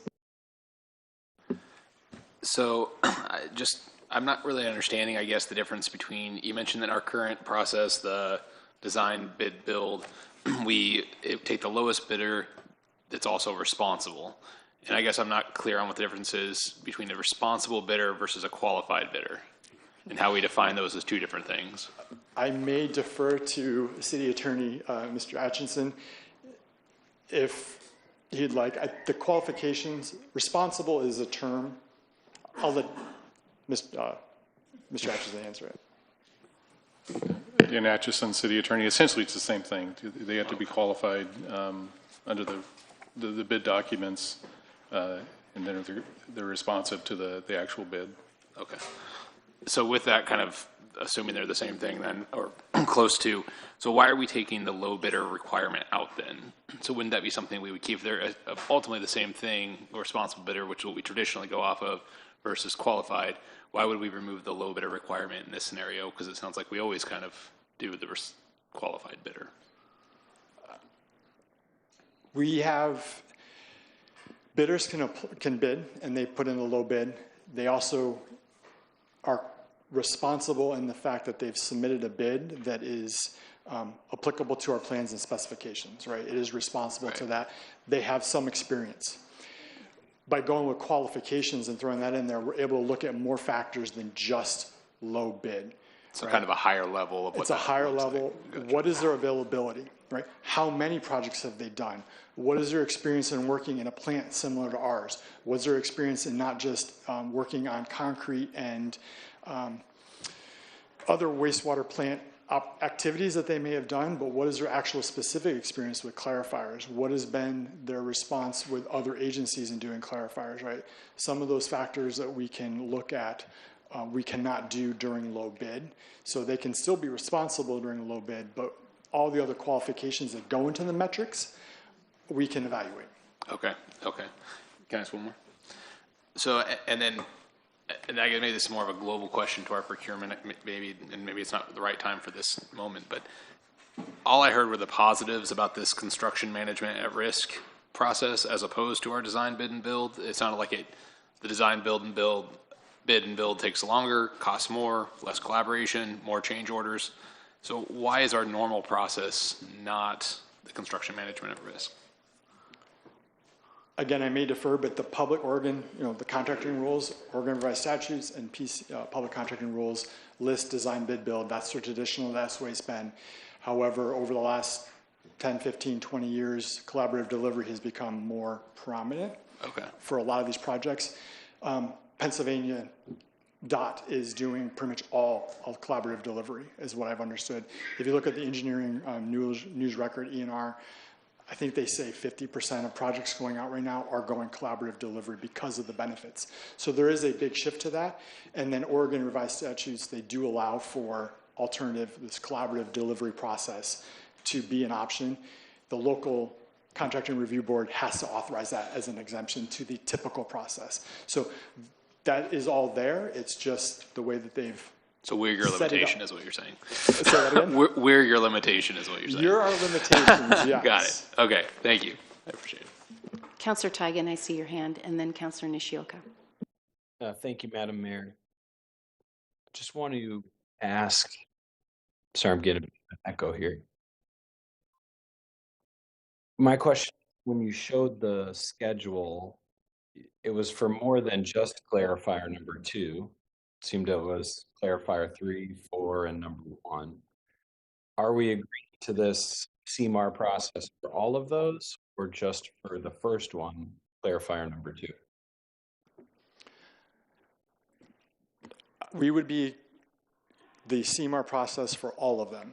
And the advantage to that is the contractor learns a lot more during the first one, number 2, and then we'd be able to apply that to some of the other clarifiers. Again, there's 4 clarifiers. They're not all have the same issues. Some of the clarifiers, the whole tank is tilted, so it needs to be releveled. Some, the floor may have to be redone. Others, it may not. Some, the mechanism is a complete replace on most of them.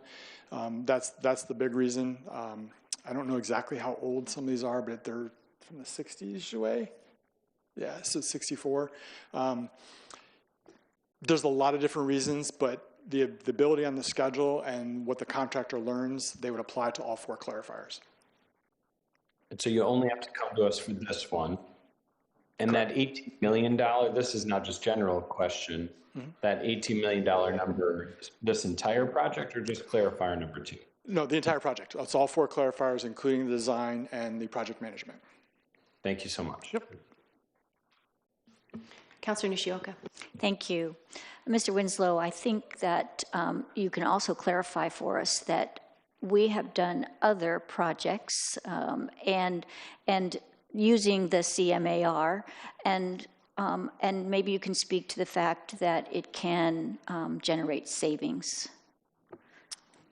Councilmember Nishioka, thank you so much for bringing that to my attention. Yes, we have done collaborative delivery in the past. I believe we started with the library, doing a progressive design build as the collaborative delivery method. I did not highlight that here. We've done the police station as a collaborative delivery method. Our ozone project was also collaborative delivery. It was a construction manager / general contractor CMGC method, very similar to CMAR, not much difference. It's just really the contractual back end. I don't want to get into details on that. Suffice it to say, it's really progressive design build versus a construction manager are the 2 collaborative delivery methods that we have used here at the city in the past on a number of those projects. And of course, the Civic Center. We've come to you in the past for the Civic Center for progressive design build. And I was here 2 years ago.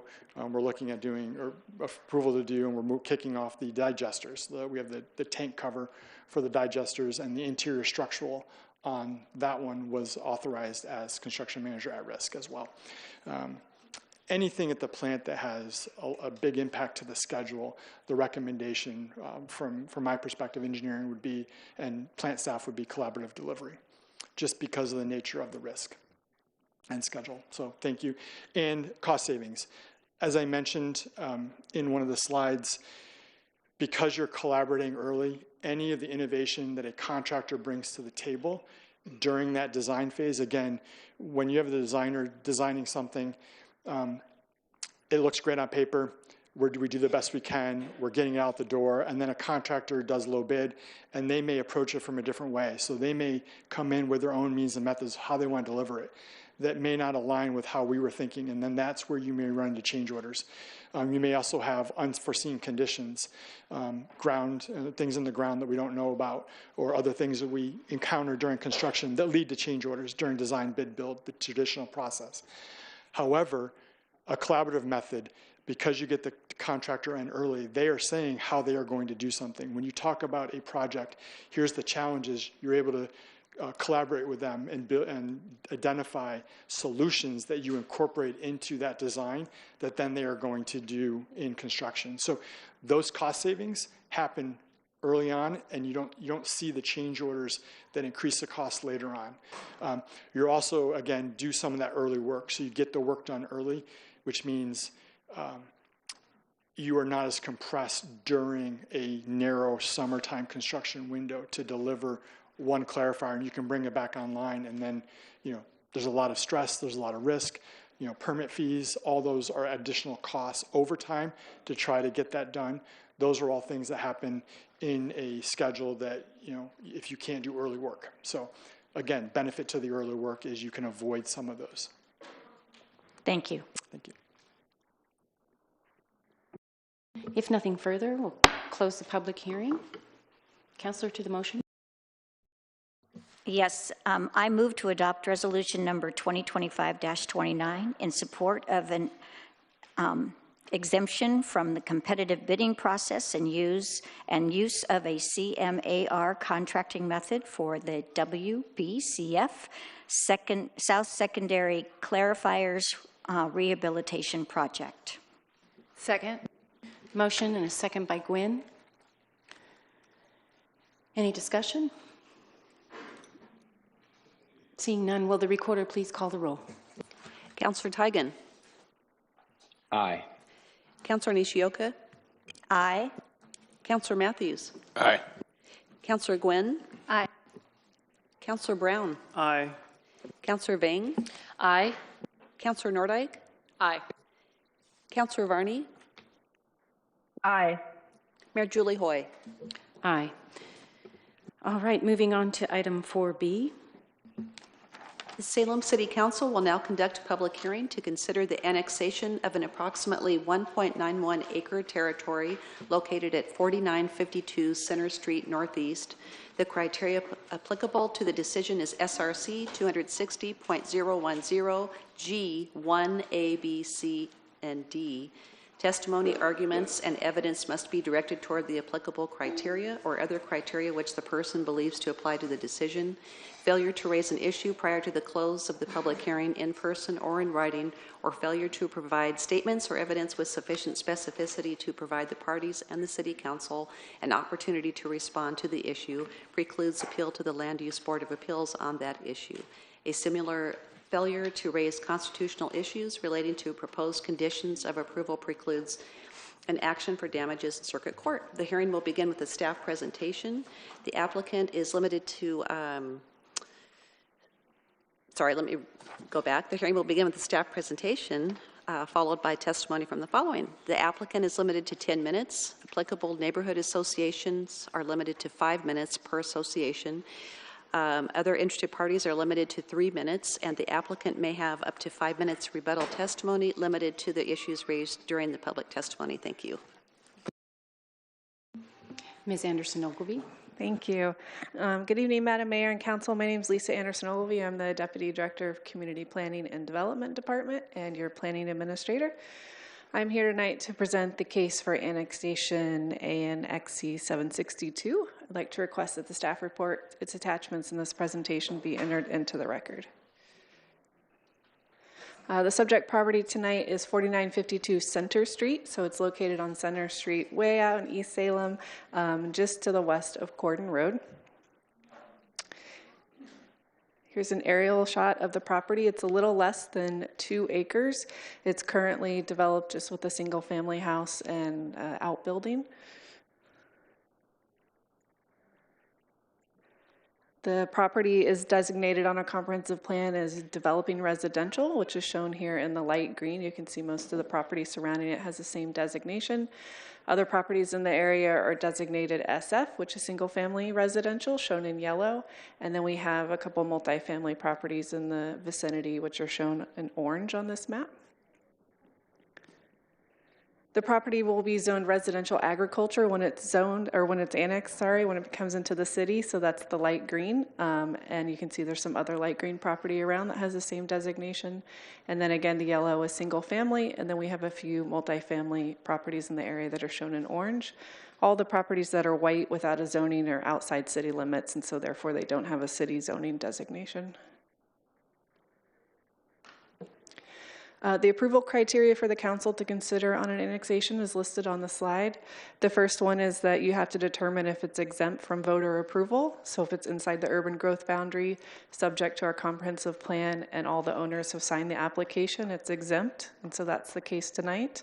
It's inside our UGB, it's subject to our comp plan, and the owner has signed the application. Then you have to determine if it would make an orderly boundary. As I showed on the maps, it is inside our urban growth boundary. It's located on Center Street, which is already inside the city, and it's touching city limits on 2 sides. Then you have to determine if city services can be provided to support redevelopment at urban densities. As detailed in the staff report, the city can provide water, sewer, stormwater, fire, and police protection. There is a question about withdrawing it from any special districts. It is currently located in Marion County Fire District Number 1. It would be withdrawn from that district upon annexation, and the city fire department would provide service. And then the last criteria is if it's in the public interest to annex it. So as I mentioned, it is inside our urban growth boundary, which means that it's expected to be annexed into the city over time and to be redeveloped at a more urban level of density. It is going to be zoned for housing. Residential agriculture is a housing zone, so it can be redeveloped in the future with single family, middle housing, townhouses, cottage clusters, or any combination. The only testimony we received was a letter of support from East Lancaster Neighborhood Association. Therefore, we are recommending that you approve the annexation, which would include applying the residential agriculture zoning, withdrawing it from Marion County Fire District Number 1, and forwarding it to first reading. That concludes my presentation. All right, we have, thank you, We have 2 people signed up for public testimony. Shay Romero.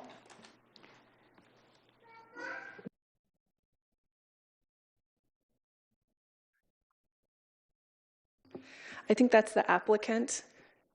And Paul, did one of you want to speak? Just Paul, I think, is going to speak for the applicant. Okay, great. Thank you. 10 minutes. You'll have 10 minutes to speak, Paul. Well, I may have to ad-lib something. My name's Paul. I'm with Land Use Consults. Shay's my associate. Our client is the owner of the property. He is a very competent builder, has done many things in this town, is a real asset, in my opinion, to the city of Salem. I think he intends to have this property as his home. And I just want to say how much I appreciate the city's processing of this, which has really been without any incident. Sometimes we have some friction, but this is not one of those occasions. And of course, we support the project. I can't help stop thinking about the bean and turkey soup that you mentioned earlier. So nothing to do with the project, but I haven't had supper, and that just sounded so great. So those are really my comments. I appreciate the city's support of it. It makes logical sense, and it's for the best, I think. That's it. Thank you.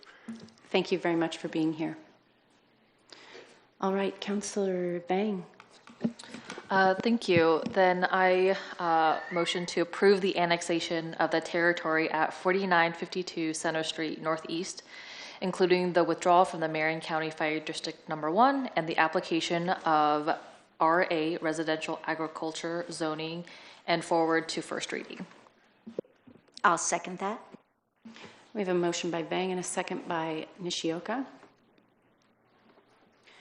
Does anyone have any questions?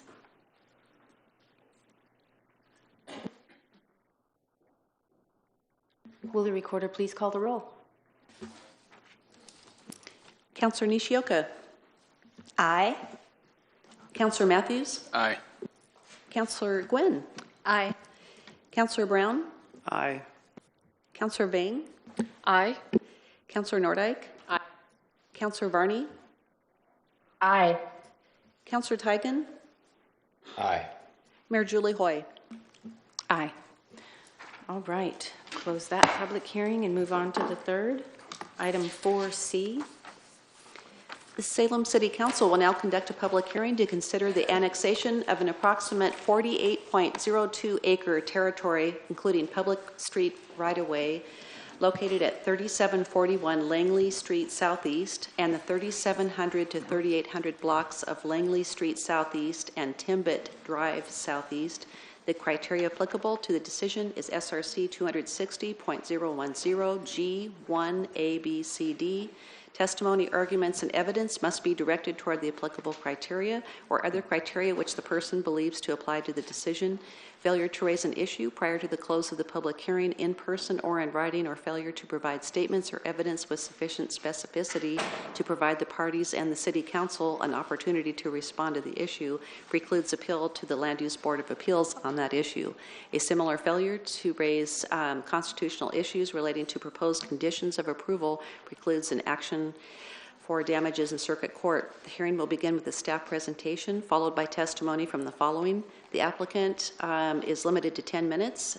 Applicable neighborhood associations are limited to 5 minutes each, and other interested parties are limited to 3 minutes. The applicant may have up to 5 minutes rebuttal testimony limited to issues raised during the public hearing. Thank you. Thank you. Mr. Bishop, please go ahead.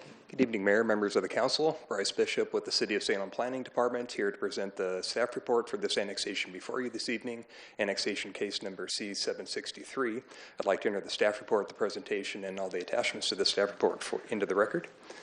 So in terms of the annexation before you this evening, it is located in at 3741 Langley Street Southeast, and also the 3700 block and the 3800 block of Langley and Timbet Drive Southeast. So on the screen here, the red star indicates the general location of the property. It's east of I-5, south of Kubler Boulevard and Boone Road, and east of 36th Avenue, kind of in the southeast portion of the city. Here's an aerial photo that shows the total area proposed for annexation. The total territory is 48.02 acres, of which 42.48 acres is actually in private property, not part of the right-of-way, and then 5.54 acres are located in the adjacent rights-of-way of Langley Street and Eastland Drive and Timbet Drive.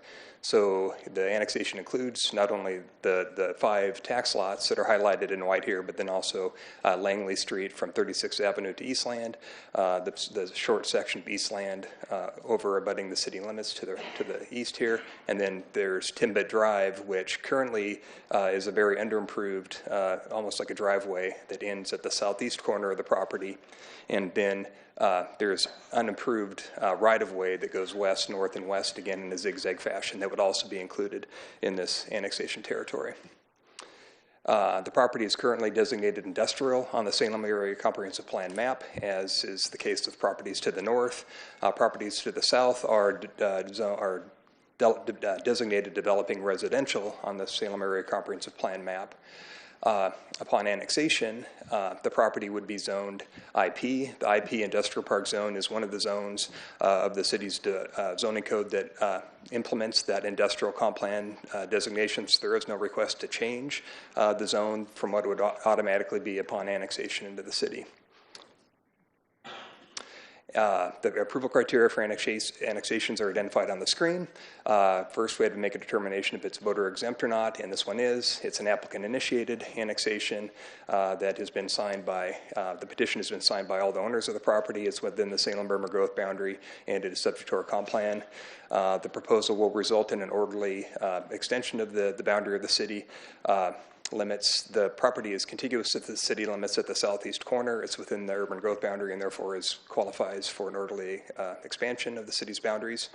As identified in the staff report, services can be provided to the property, and part of that would be, since it's outside the urban service area, there would be a requirement that they do an urban growth preliminary declaration to determine what services are needed to be extended to the property and the surrounding area to serve it.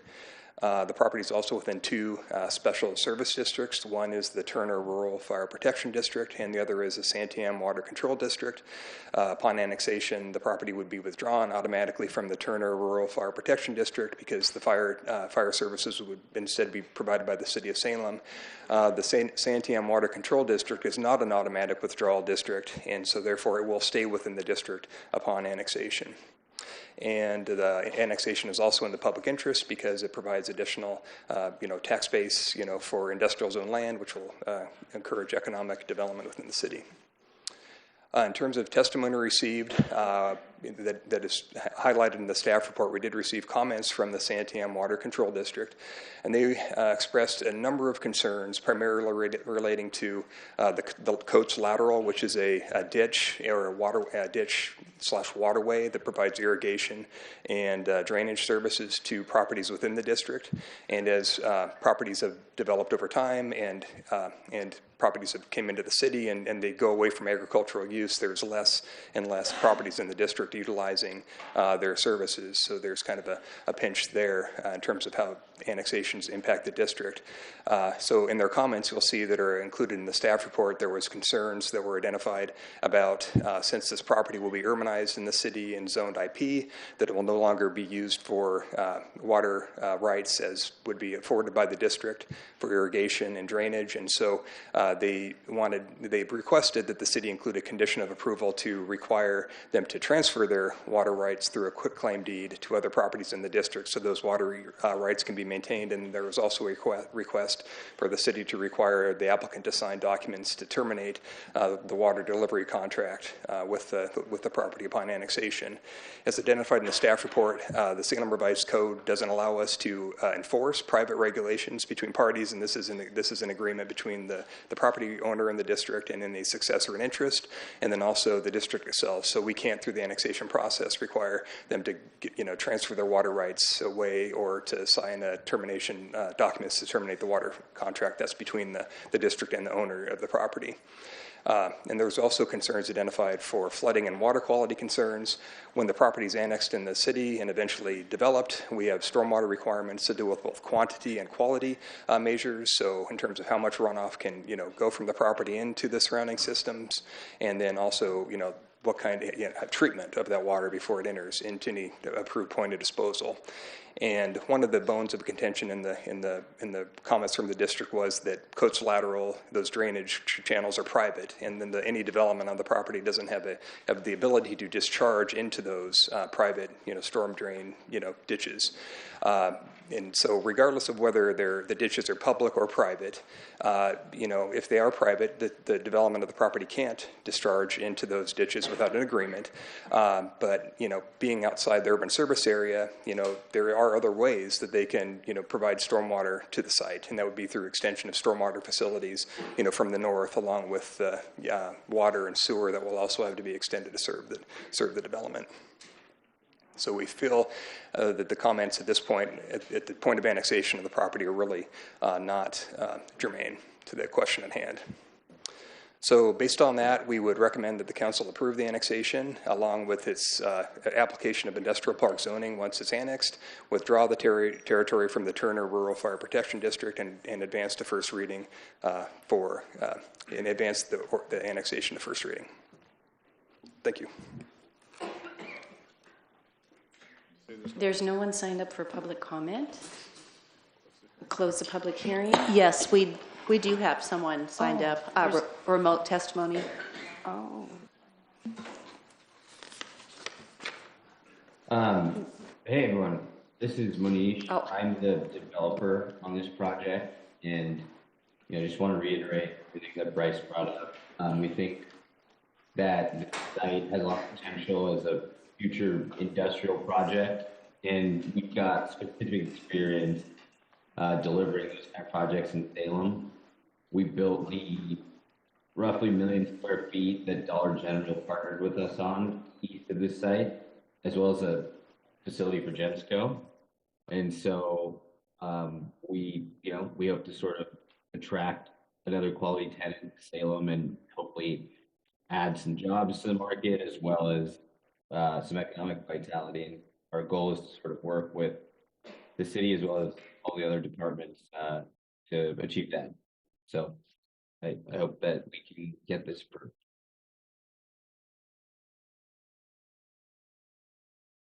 Thank you for your testimony.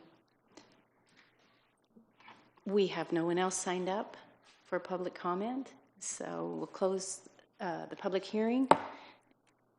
Does anyone have any questions? Seeing none, will the recorder please call the roll? Oh, I apologize. Councillor Matthews, please read the motion. I move to approve the annexation of the territory located at 3741 Langley Street Southeast and the 3700 to 3800 blocks of Langley Street Southeast and Timbet Drive Southeast, including application of industrial park zoning, and withdraw from the Turner Rural Fire Protection District and advance to first reading. Second. We have a motion and a second by Gwynn. Anything further? Discussion? Seeing none, will the recorder please call the roll? Councillor Matthews. Aye. Councillor Gwynn. Aye. Councillor Brown. Aye. Councillor Bain. Aye. Councillor Nordyke. Aye. Councillor Varney. Aye. Councillor Tigan. Aye. Councillor Nishioka. Aye. Mayor Julie Hoy. Aye. All right. We are going to jump on to the consent calendar. Councillor Nishioka, take care of that.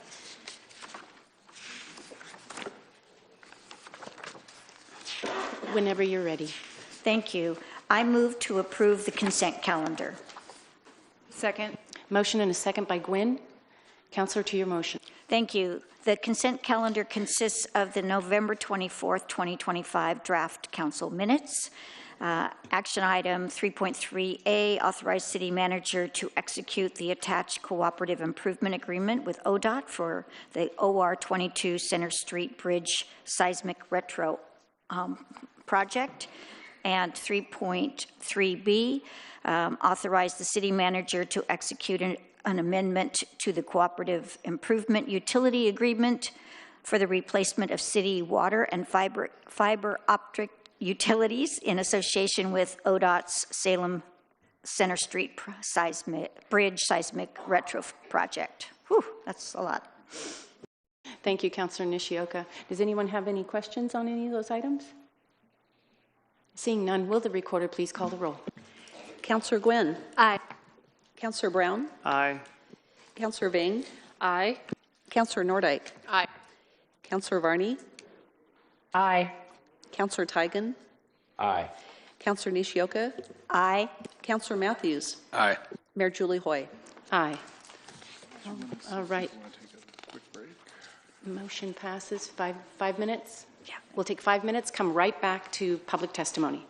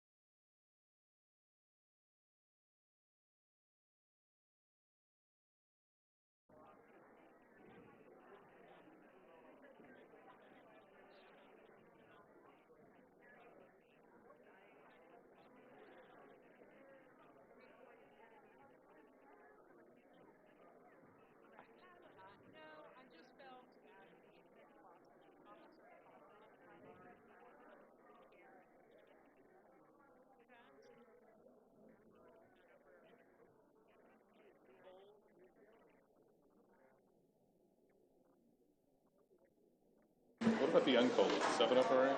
All right, we'll come back to order and continue with public comment. Again, you'll have 3 minutes to speak. When your time is up, please stop. I'd like to call Hannah Shooting Bear and Christina Ballard. Hannah is? Thank you. And Christina Ballard then, and Elite Strauss.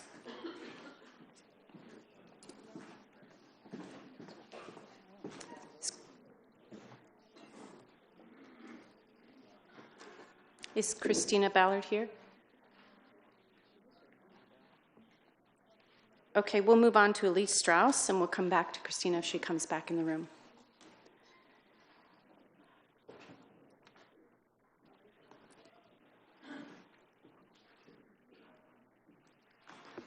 Hi, I'm Elise Strauss. I'm from Ward 8. And I wanted to thank you for the state of emergency draft. It's pretty comprehensive. It does need a little work. Section 5. I'm assuming the city manager will be responsible for making sure all the items on this under Section 5.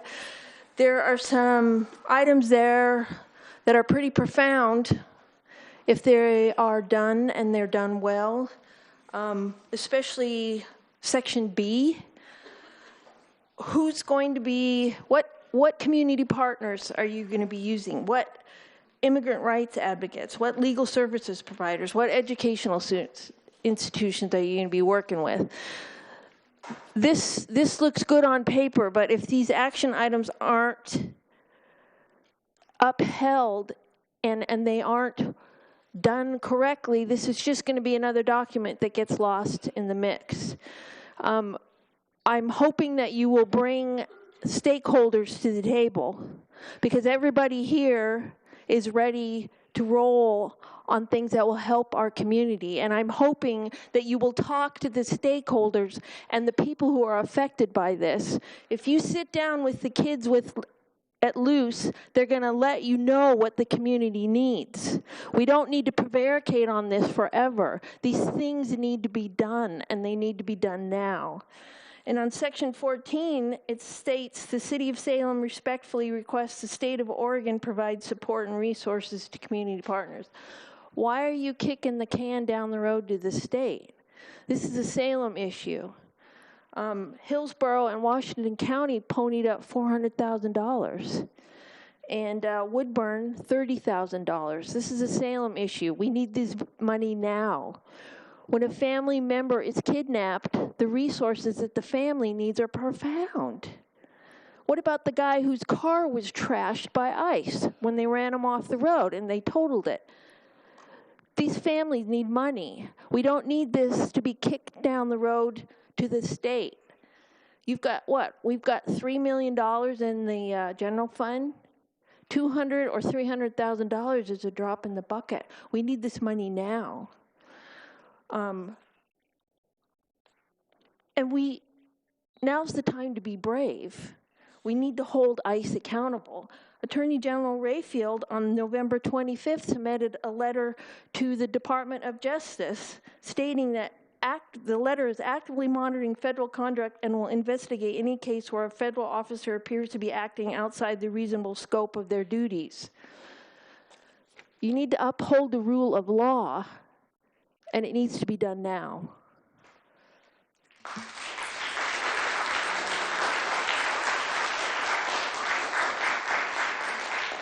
Did Christina Ballard make it back? Great. Come on forward.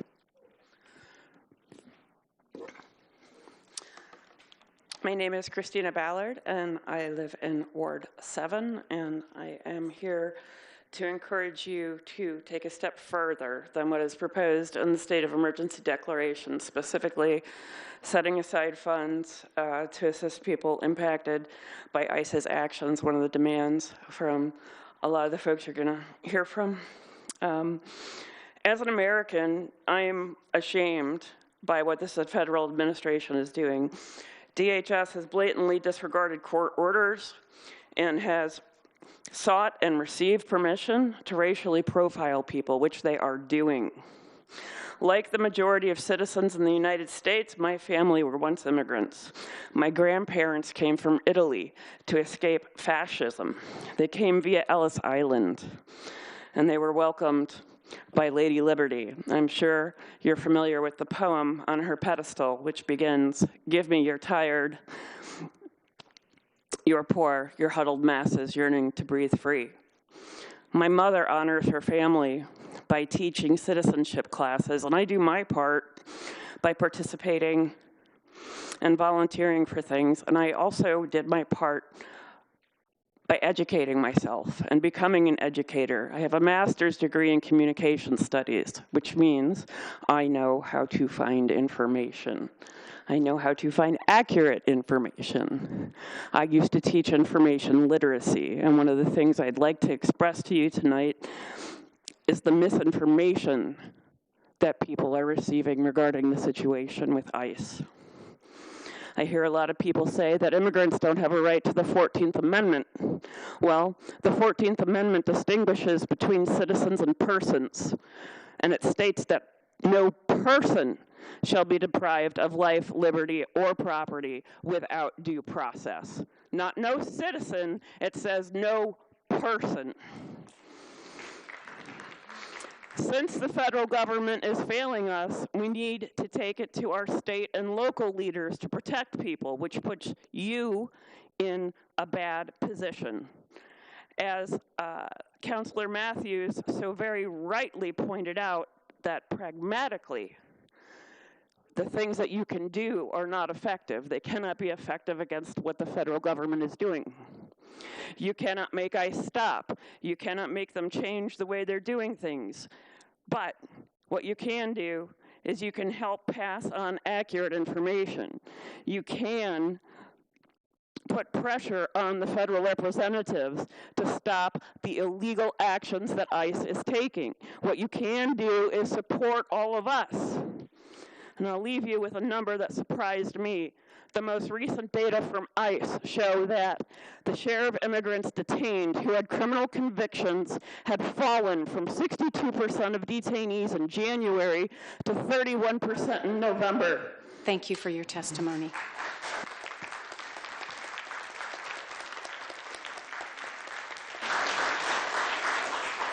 I have Patricia Larios and Autumn Breitweiser.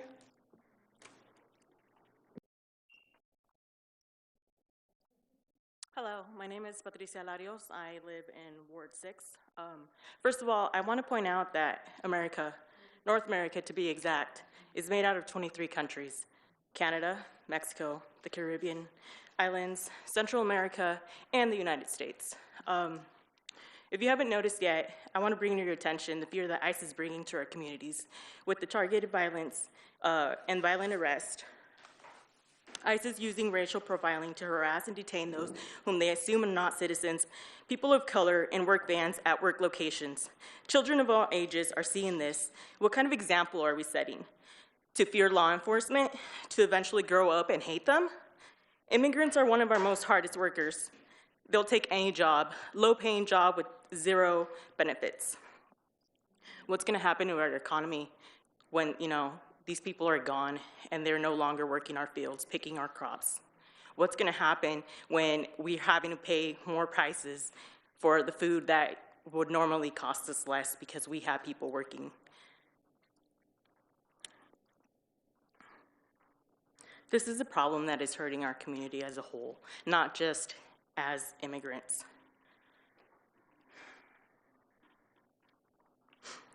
As I look at you, all of you, I see diversity. I know that, some of you, if not all of you, are related to somebody who is affected by ICE currently.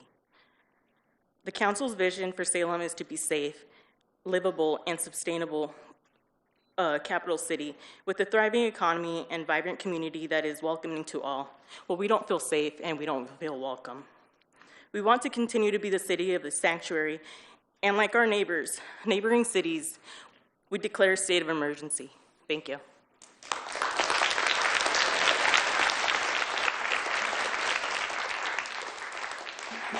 Autumn Breitweiser and Kimberly Reed Zauber.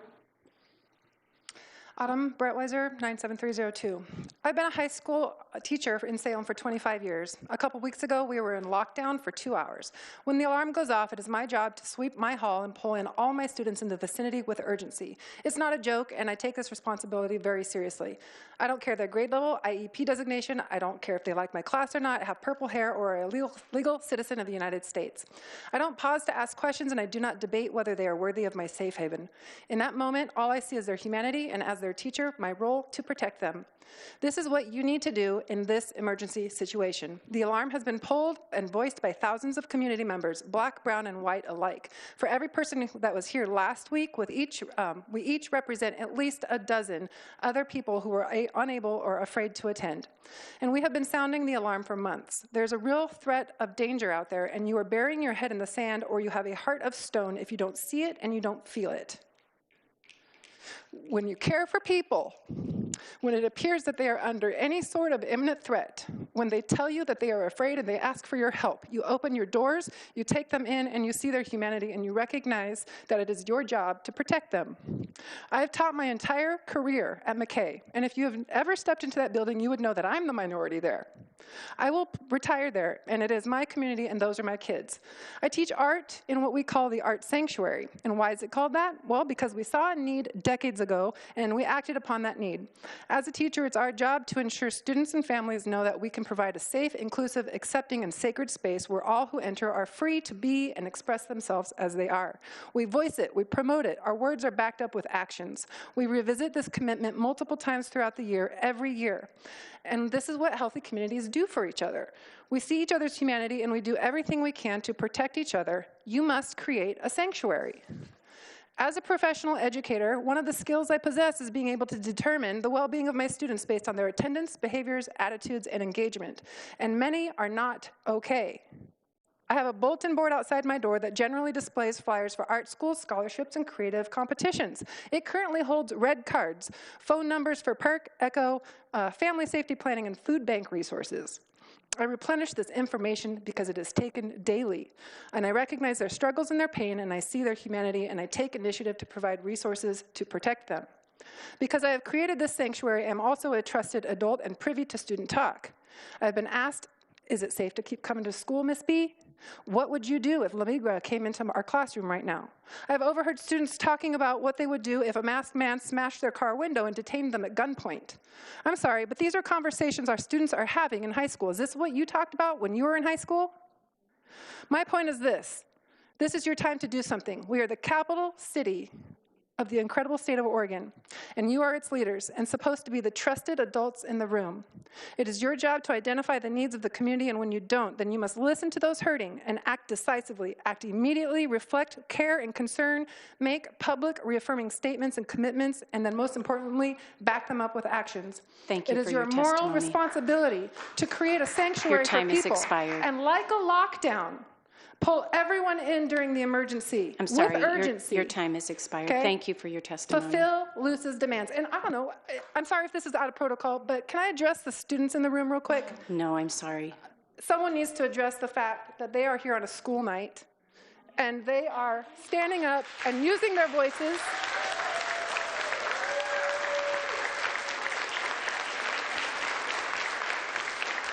And Vanessa, I defer to you to maybe articulate it when there's more time, because I know you will speak well on behalf of the students. I call Kimberly Reed Zauber, please.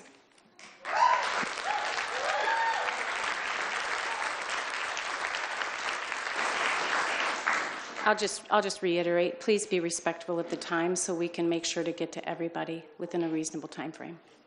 Go right ahead. Good evening, Mayor, esteemed councilors. I'm Kimberly. I reside in Ward 2. And I'm speaking as an individual. Last week, the community came together in support of our families, friends, and neighbors, specifically in support of the demands from Latinos Unidos Siempre, or LUS.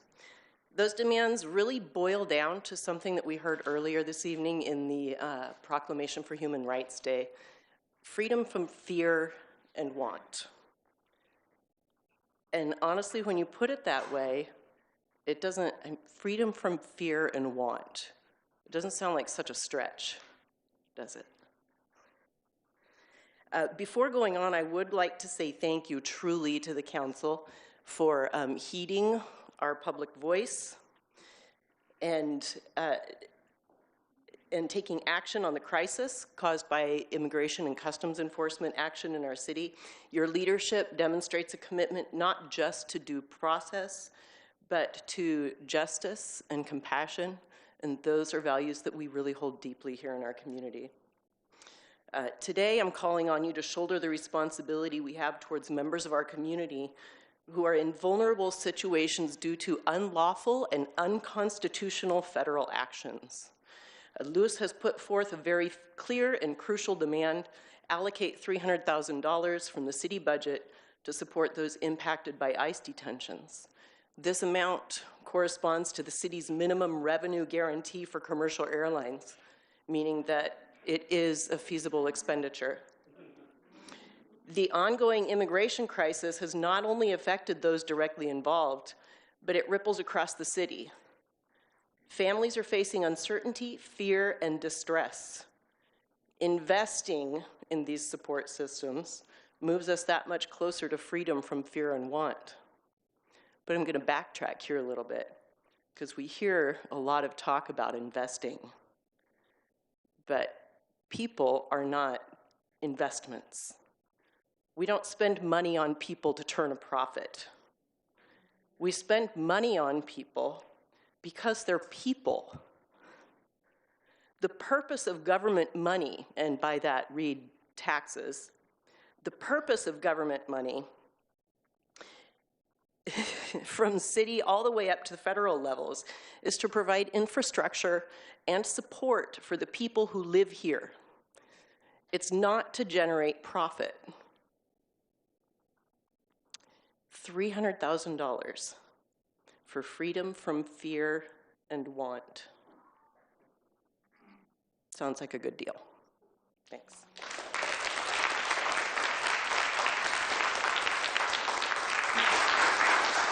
Kelly Nilsson and Elizabeth Parks. It was Kelly Nilsson and Elizabeth Parks.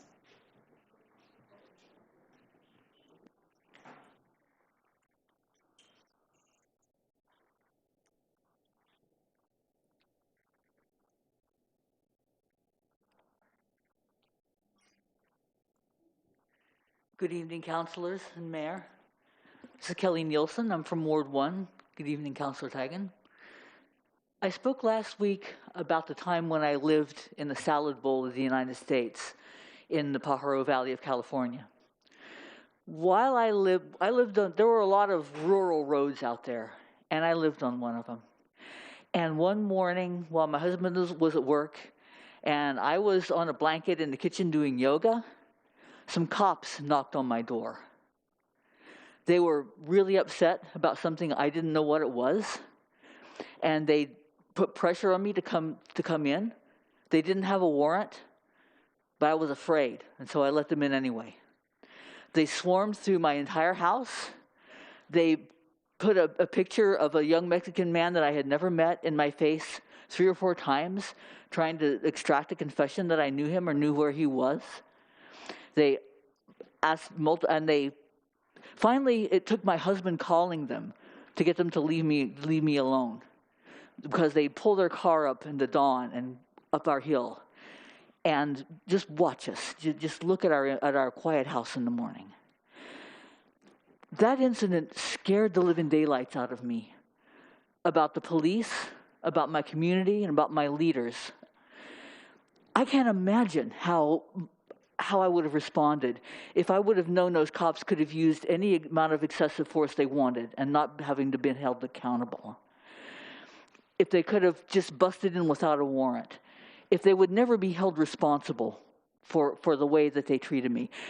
This, I think, is what makes a failed culture.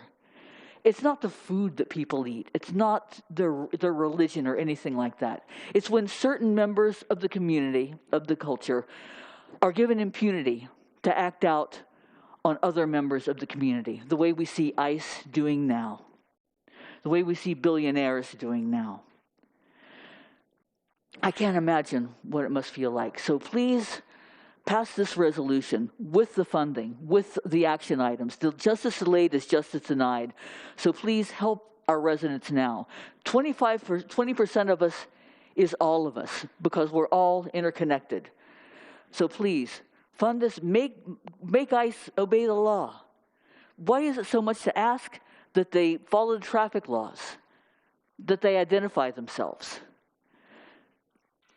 Please pass this resolution with the improvements, with the funding.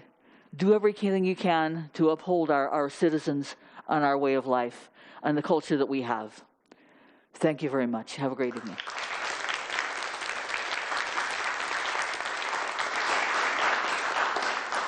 Elizabeth Parks and Norman Parks.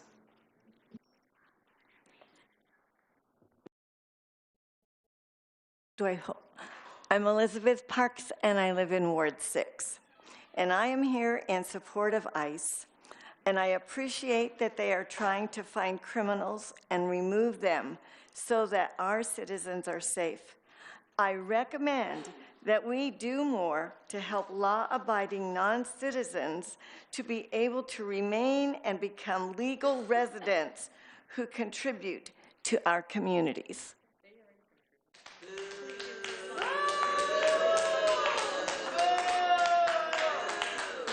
Norman Parks and Sandra H. Everyone has the opportunity to speak. Please be respectful. Mayor Hoy and members of the council, thank you for letting me speak.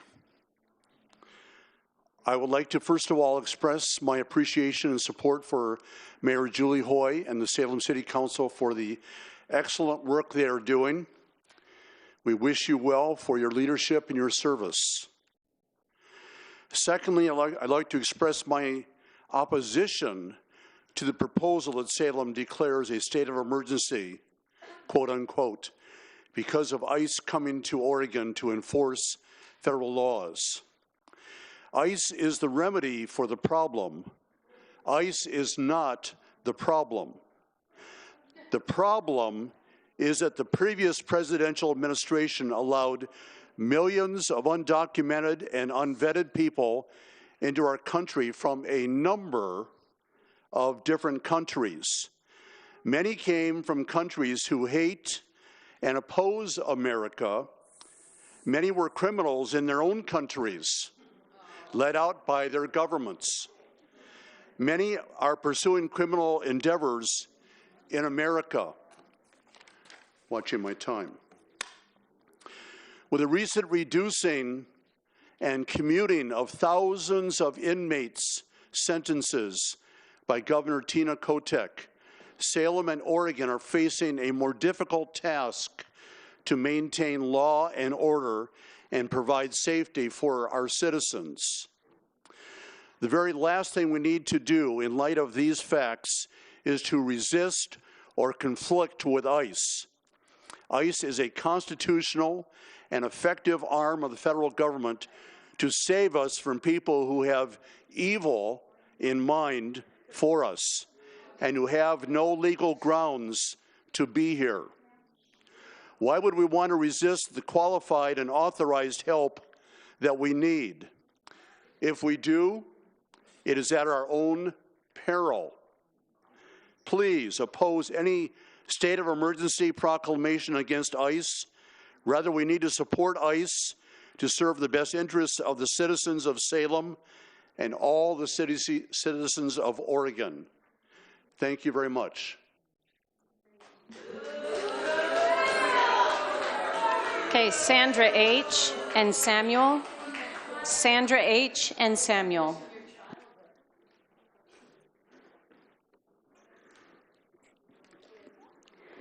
I am here representing Latinos Unidos Siempre, an organization that has worked with thousands of working-class young people in Salem since 1996, with the majority being migrant youth and children of migrants.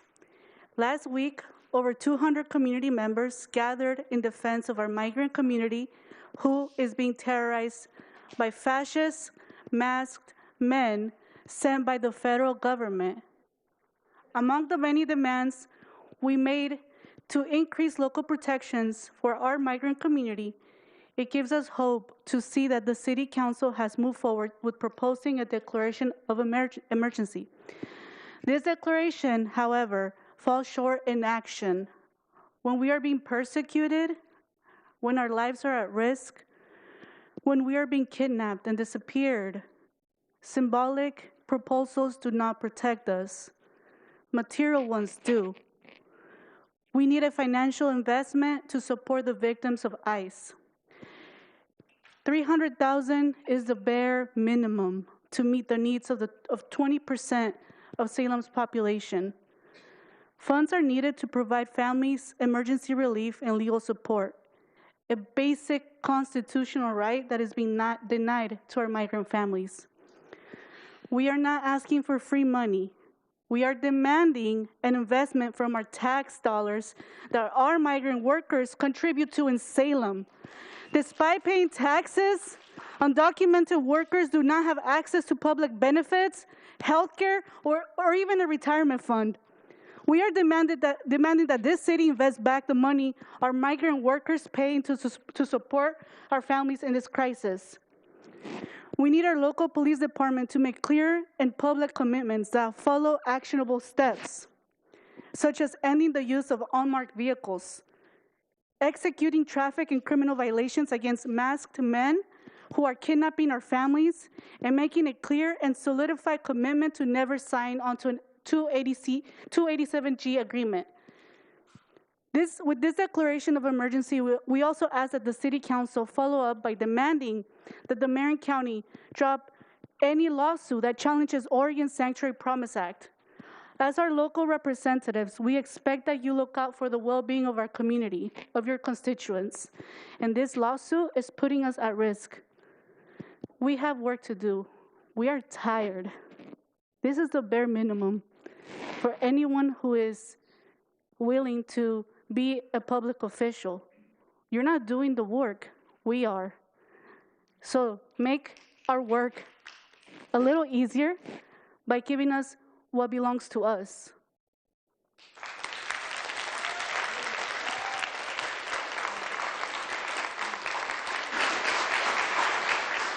Samuel and then Leo. Yo estoy en cuarto grado, soy un hijo de padres inmigrantes, trabajadores, gracias a mis papás. Ustedes comen, ellos trabajan en la finca, ellos están bajo del sol o bajo del frío. Ustedes se sientan aquí y hablan de los trabajadores, pero no los apoyan. Mi familia ocupa ustedes pasen protecciones. No queremos sus lástimas, queremos su acción. Ocupamos recursos, ocupamos protección legal, ocupamos que la migra no exista, pero que ustedes se levanten para subsistir. Queremos acción, queremos recursos, vivan los inmigrantes, vivan los trabajadores.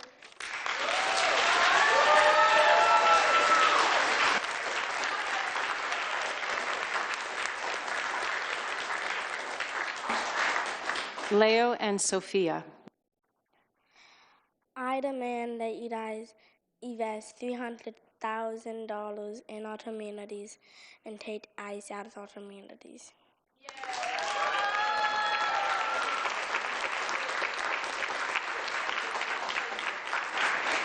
Sophia and Marisol.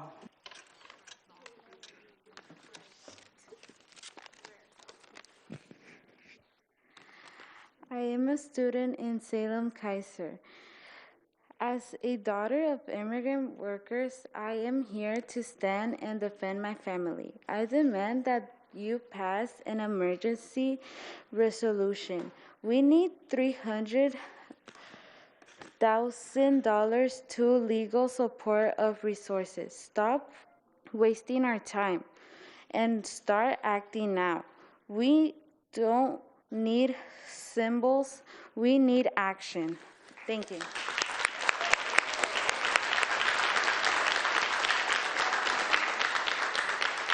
Marisol and Alex B.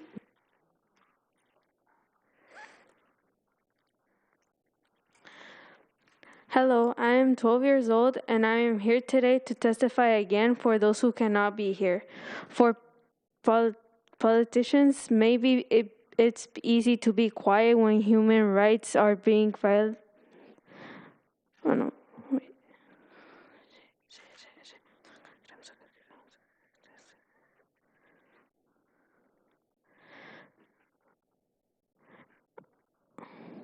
Can I just start again? Yeah? Okay. I'm 12 years old. I am here today to testify for all those who cannot be here. For the politicians, maybe it's easy to be quiet when human rights are being violated, but for most of us, we will always speak up. I'm here today for immigrants who work the fields and have to wake up every morning before any of you wake up, for those that wake up before the sun rises. I'm here for the immigrant families who have to live, who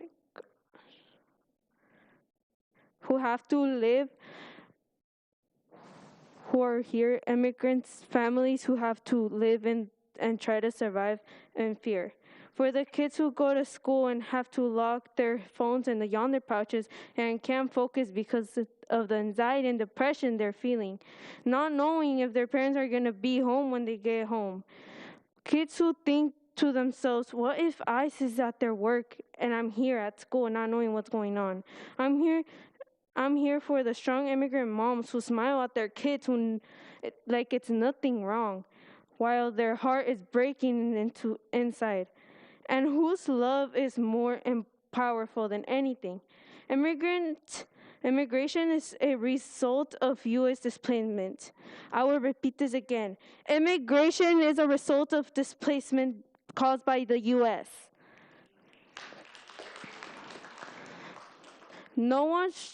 Nothing is handed to us. We work for everything. We have our people have stories that go back thousands of years. We migrated across the part of the world because borders existed before Salem was even called Salem. No one should be prepared for their family because of their immigration status or color of their skin, since that is just all it takes to target you. Do you know what it's like to be away from home? The people I've talked to about immigration, all of them have had something in common, and it was that they suffer not being able to talk to their loved ones who they grew up with, who saw them in their highest and lowest. How would you feel if you couldn't see your favorite uncle, aunt, or parents who gave you everything and that you loved? You'll probably start crying, but the people actually impacted and are feeling family separation are tired of crying. Crying helps you express your pain, but we will turn our emotions of sadness and hurt into organizing. This generation is not going to compromise, and it's better that you realize this now. It is time for you to put words into action and finally support immigrant families of Salem. Do you decide to be on the city council or decide to become mayor for your benefit, or to help here to commit the demands of the community that is making? Some of you guys say that Sophia. You guys know how it feels to feel all these emotions, but you guys don't. Sophia, I gave you extra time, hon. Thank you so much. Thank you so much for your testimony. And you guys need to help us, the community, who are also being impacted, not you guys by yourselves. Thank you for your testimony.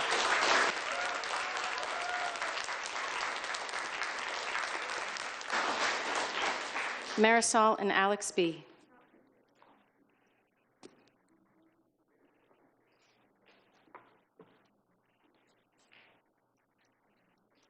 Is Marisol here? Oh, Alex B. and then Alex S. I'm Alex B. I live in Ward 6.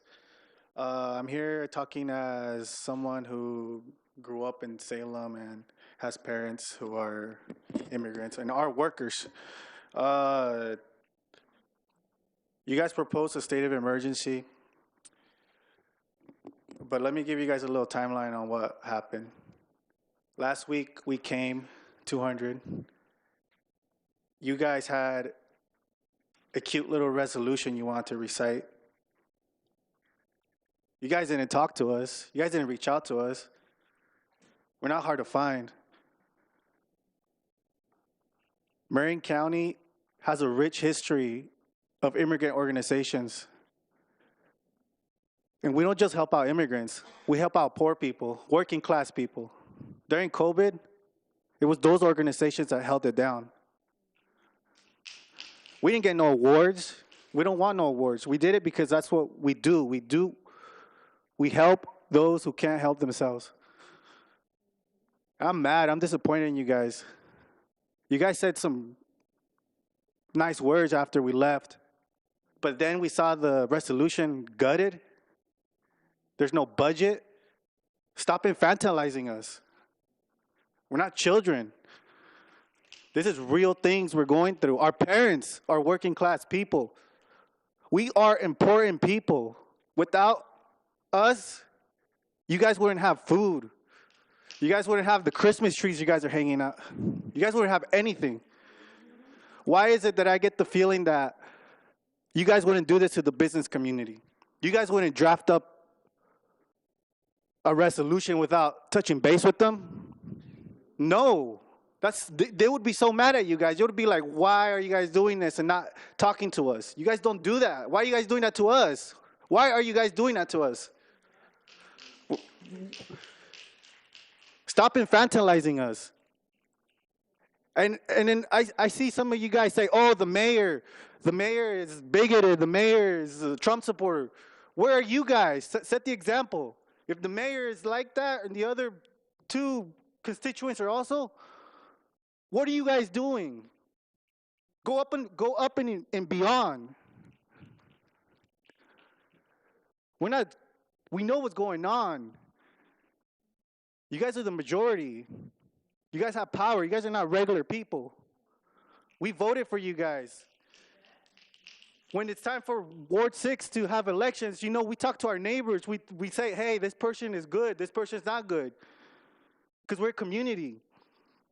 That's how it is. But then you guys get into office and you guys don't even want to acknowledge our pain, our existence. You guys know what this community is going through. It's viral. And you guys don't say anything. Every time you guys have a meeting, you guys are like, oh, I went to this cute little culture event with brown people. It was so adorable. I got to eat their spicy food. Alex, I saw their dances. Your time is expired. I want to see you guys say, hey, I talked to working class people that have barely any food on their table. Alex, I'm sorry. Your time is expired. I'm an elected official. I have a duty to represent them. I don't want to hear about your cute little excursions, exploring I'd like to culture. call Alex S. and Angel M., please.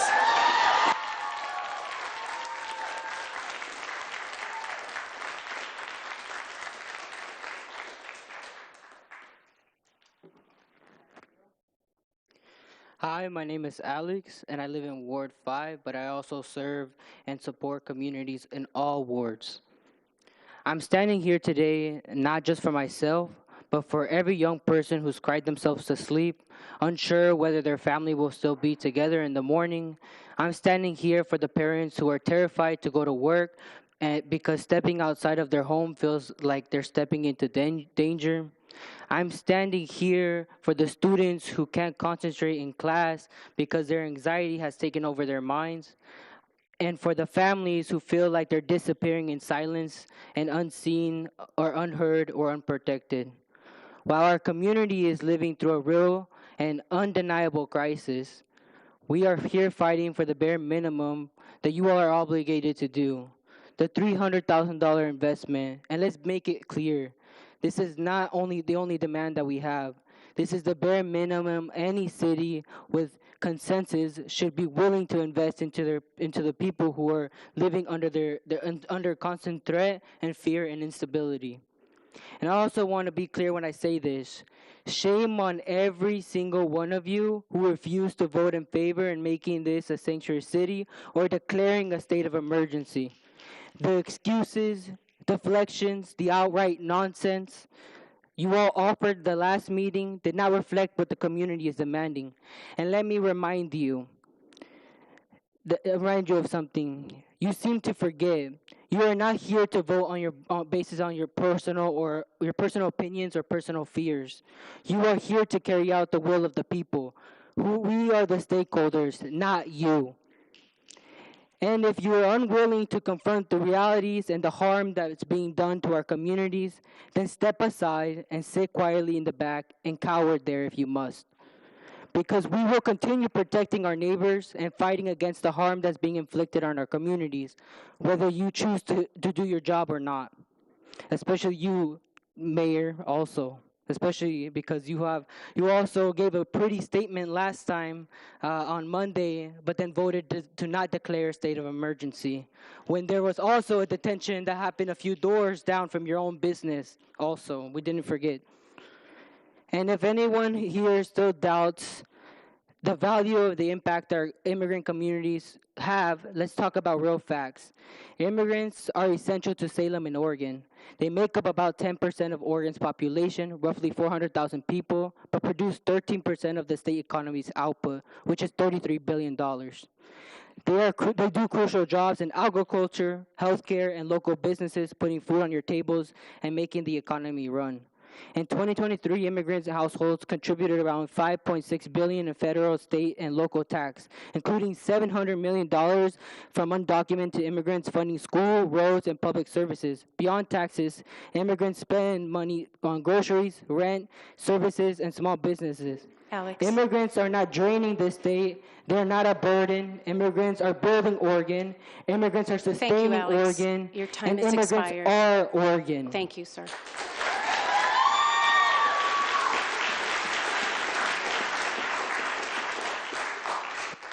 Angel M. and Kathleen Treppa. I am here representing Latinos Unidos Siempre, an organization that has worked with thousands of working-class young people in Salem since 1996, with the majority being migrant youth and children of immigrants. I'm here to demand a financial investment to support the victims of ICE. $300,000 is the bare minimum to meet the needs of 20% of Salem's population. Funds are needed to provide families emergency relief and legal support, a basic constitutional right being denied to migrant families. Nobody's asking for free money here. We're demanding an investment from the tax dollars that our migrant workers contribute to Salem. Despite paying taxes, undocumented workers do not have access to public benefits, health care, or even a retirement fund. We are demanding that this city invest back the money of our migrant workers to pay into to support them in this crisis. With this declaration of emergency, we also ask that the City Council follow up by demanding that the Marion County drop federal and state lawsuit that challenges the Oregon Sanctuary Promise Act. As our local representatives, we expect that you look out for the well-being of your constituents. The lawsuit put forward by the Marion County puts your constituents in immediate risk and decreases the trust in public safety. I want to end this with giving you guys a little reminder and a little history lesson. The first ever Alien and Sedition Acts were placed in 1997 as a response to a threat of war with France. This was used so that they could respond to a threat. Now it is being used so that the government can actively threaten us. The government is manipulating situations and using their power to use this act to go against working class, law-abiding citizens. Be the change and use your power to protect and help and support the citizens.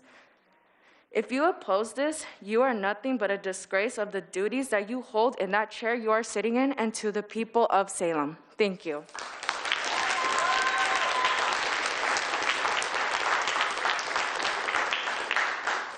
Kathleen Treppa, and I believe it's Kim. Yes, thank you very much. Kathleen Treppa, Ward 7. And thank you very much to staff for putting the emergency order on the agenda so quickly after the last meeting. I know there was only a couple days to turn that around. But I note for the record and for the city attorney's benefit that the summary in the staff report grossly mischaracterizes that, quote unquote, several community members expressed their concern at the last meeting. According to news reports, over 60 people spoke. You had over 200 people attend the meeting, and you listened to hours of testimony about the need for an emergency order in a sanctuary city. So it is no wonder that people are upset, because you just gaslit us in your staff report by calling it several members of the community expressing their concerns. That's why they are upset. I also would like to follow up on Alex's comments, because I volunteer at the Mano Mano Food Pantry on Mondays. I was there today with my mother, and half of the people who were served at that food pantry were white. This organization never turns anybody around. It never turns anybody away. And many of the people who come to Mano a Mano or come to their mobile food distribution site, they're white. And they are always served with grace and with dignity, and yet we are not treating these people the same way. So I appreciate what has been incorporated into the draft emergency order. Thank you very much. However, I think it's a great starting point. I do think there are opportunities to put some more teeth into it, and I really hope that you all will consider the suggestions that are being made this evening, and that you will adopt and approve this emergency order this evening. First and foremost, please establish an emergency fund to assist members of the community who have been harmed by ICE. They have had smashed car windows, loss of income, they're incurring legal fees. The funding parameters can be worked out later, working closely with the advocate community, just as is happening in other organizations and in other cities, and then you can bring those funding programs back to the City Council at a later date for consideration and approval. Please direct your lobbyists to actively advocate for legislative protections against these masked thugs, the lack of identification, and other infringements and violations of civil rights. A one-and-done statement is not enough. Your lobbyist needs to do it on a regular basis and report back. Please make that happen. Please direct the police department to respond to 911 calls for assaults and forcible detentions. One, it deters imposters and bounty hunters, and I don't care what anybody says, because they exist out there and it's documented and well known. It'll defer it. Their body-worn camera footage will actually be very helpful. And yes, they should be able to ask for identification. That's not interfering. That's just verifying that these assaults and this, what is happening in this town, is actually being perpetrated by the federal government. You should be able to verify that. Please have your police department pull over cars that are driving around without license plates, or license plates that have been changed, so that we know who's driving those vehicles. That's not interfering. Please do what you need to do to help protect the community. Thank you.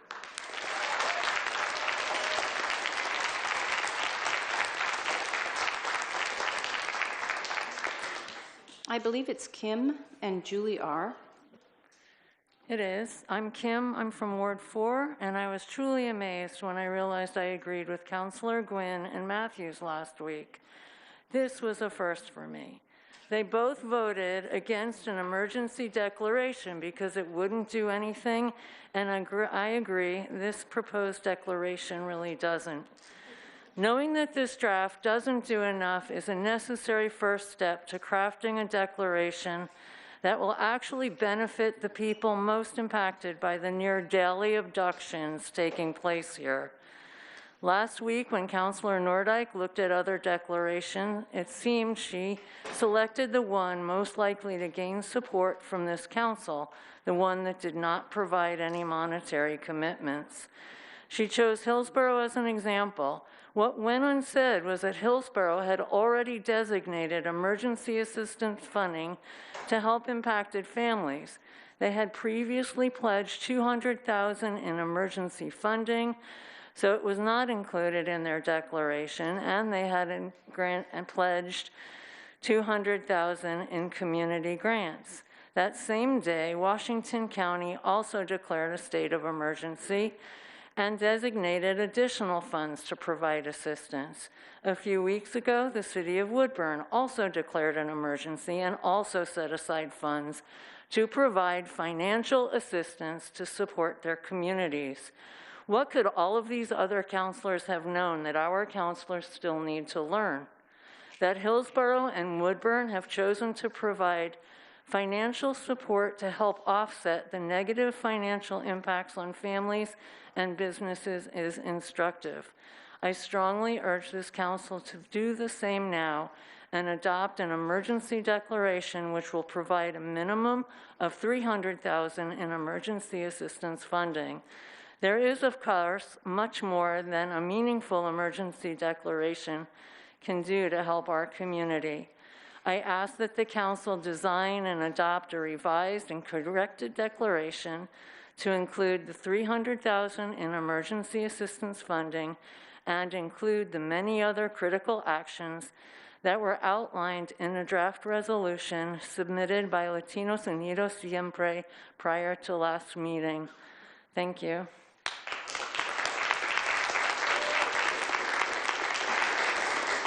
Julie R. and Chris M.J. My name is Julie and I live in Ward 1. I'm an educator in the city and I'm here because the ICE abductions are negatively impacting my students. It was just reported that the attendance rate at Salem Kaiser has yet to reach the levels prior to COVID, and we will not get there if ICE is allowed to terrorize our families. The biggest worry children should have on the way to school, if they're able to get there because they're so scared, is that if they remember their homework. They should not be scared that they or their parents are going to get snatched away. These abductions also affect students' performance. One variable in student academic scores is the community that they live in. What kind of community are we if we allow students to be terrified their whole day? No one can function like that, especially not children. Not children learning their numbers, not children learning fractions, not students in trig, no child at all. Salem and you all must do better for the children of the city. I am here in support of Luce's demands. Demand the Marion County drop their lawsuit that challenges our sanctuary law. Also, that local law enforcement must end the use of undercover cars, and Salem police must enforce criminal and traffic laws against ICE agents. If the police and the city want any shred of confidence that the children in the city feel that the police are here to actually protect them and their families, Salem police must agree to these demands. The kids see what's happening. They see the videos of ICE agents with the words police on their vests. What they don't see is any cop car showing up to help the person being taken.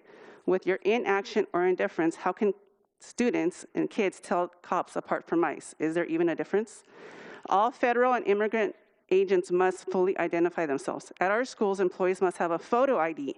Why? Because it shows people in the building who we are. It shows students that we have been vetted to even be in their space. Even students have to have a school photo ID to show that they are there and who they are. An ID with a picture to match is the bare minimum in keeping a safe community. $300,000 in funds in emergency for impacted families must also be implemented. I am obviously the color of someone who could get detained by ICE.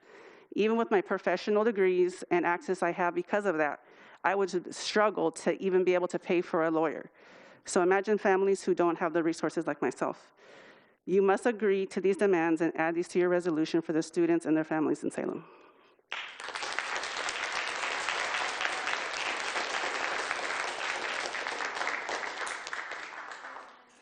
Chris MJ and Sir MJ.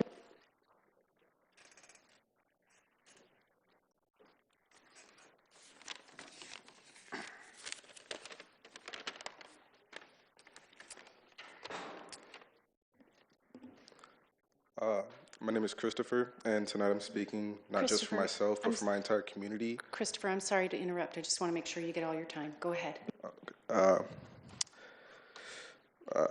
My name is Christopher, and tonight I'm speaking not just for myself, but for my entire community that is done being scared, done being ignored, and done being treated as disposable. I'm here today as a young person who is angry about what's taking place in my own city. My neighbors, my friends, and the people I love are being taken by immigration agents. Families are being torn apart in silence. Children are coming home to empty bedrooms and unanswered phones, and far too many people have decided to look away, as if any of this is normal. Let me be absolutely clear. This isn't normal. It's traumatizing, and it's unacceptable, and it's happening on your watch. I'm here to share a reality check about fear. A fear that is sunk into our homes, our schools, our streets, a fear that shadows us every day because people we love can be taken away at any moment without warning, humanity, or accountability. And while our community is living through crisis, we are here fighting for the bare minimum, $300,000. Let's be honest, it's not a luxury, it's not a favor, it's the minimum investment a city should be willing to make to the people living in it under constant threat. The money means legal advocates that keep families together, mental health support for traumatized youth, emergency resources for those displaced, and community programs that help us survive instability created by raids like Mano Mano, Luz, and Centro. And the most painful part that you should weigh heavily on all of you decision makers is that in this room, how many of you have normalized this crisis? People shrug, officials avoid eye contact, systems keep moving like nothing is wrong, but something is wrong. It is wrong to let families disappear. It's wrong to ignore trauma. And it's wrong to claim that the city cares about its people while doing the least for those most at risk. So tonight, I'm not just asking, I'm demanding that you act, that you invest this in the safety and dignity of the people you claim to represent, that you stop treating our suffering as background noise. We deserve protection, we deserve resources, we deserve to live without fear. And we will not stop showing up, speaking out, and fighting back until our community receives nothing less than the respect, support, and humanity it is owed.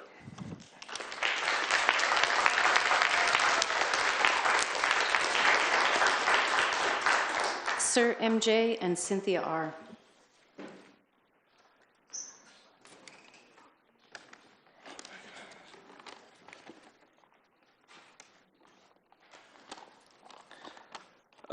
My name is Sir. I live in Ward 6, and I am a student in the Salem Kaiser School District. I'm here again tonight, just 1 week after I last stood here. Why? Because I care about my community. Every single day, as I walk past those hallways, I hear my classmates talk about immigration enforcement, about whether ICE might show up in our neighborhoods, in our schools, or at home, and about whether their families will still be together when they get home from school. This is our daily life, and it's exhausting.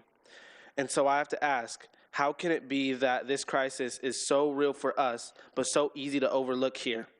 Last week, both Councilor Matthew and Councilor Gwen voted against the emergency fund and also against declaring Salem a sanctuary state.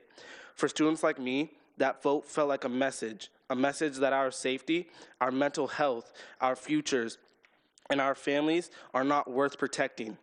Why? Do you not care what this fear is doing to us? Do you not understand what it means for a young person to wonder every day whether their family will be torn apart? This fear affects how we learn. It affects whether we can concentrate, whether we feel safe showing up to school, and whether we can imagine a future here. When students have to carry this level of anxiety, it becomes nearly impossible to grow, to thrive, or to learn. We are in a crisis, and a crisis requires action, not delays, not excuses, and not votes that leave families unprotected. That is why I am asking once again for this council to take a real, measurable step, allocate at least $300,000 from the city budget to the emergency fund. We are declaring. This is about keeping families together. This is about ensuring students can show up to school without fear hanging over them. This is about protecting the people who make the city whole. Students cannot succeed in constant fear. Families cannot participate in community life if they worry every day about being separated. If we truly want a safer, healthier Salem, then we must invest in the people who are most at risk. We need action, we need protection, and we need it now.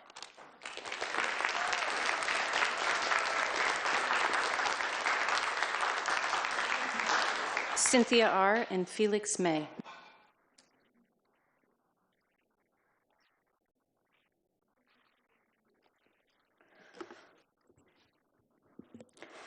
In 2025 so far, there have been over 20 migrants who have died in ICE custody, and these are just the cases that have been made public to us. But just imagine the cases that we don't know about throughout the years. The people that get shot at the border, the people that get buried in unmarked graves, the detainees that are rushed to the hospital and die there alone. If I share the stories of those who have been murdered at the hands of ICE and show you their faces, I would need more than these 3 minutes so you could look into their eyes. Some were forced to take their own lives due to unimaginable circumstances.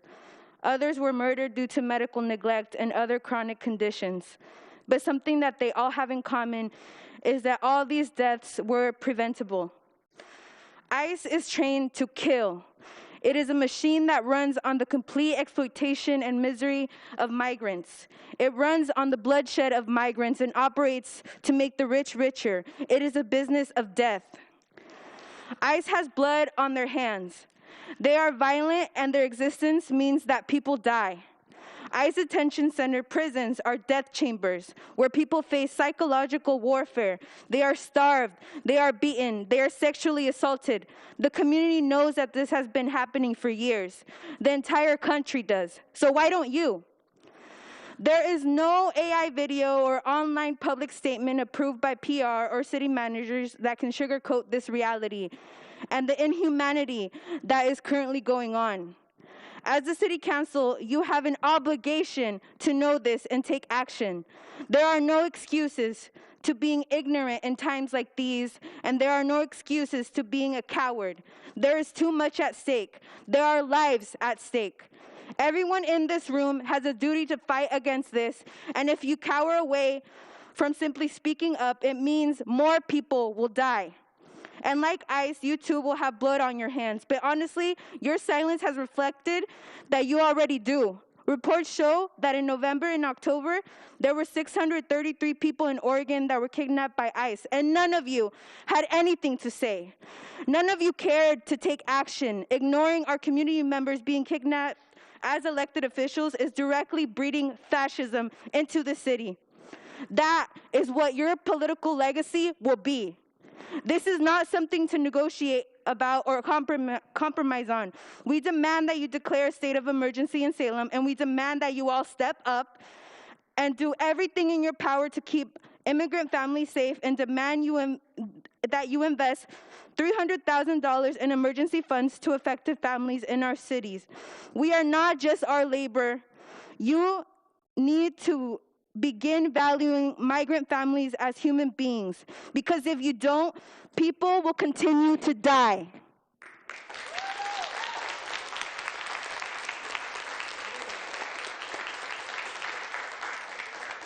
Felix May and Ashley Cervantes.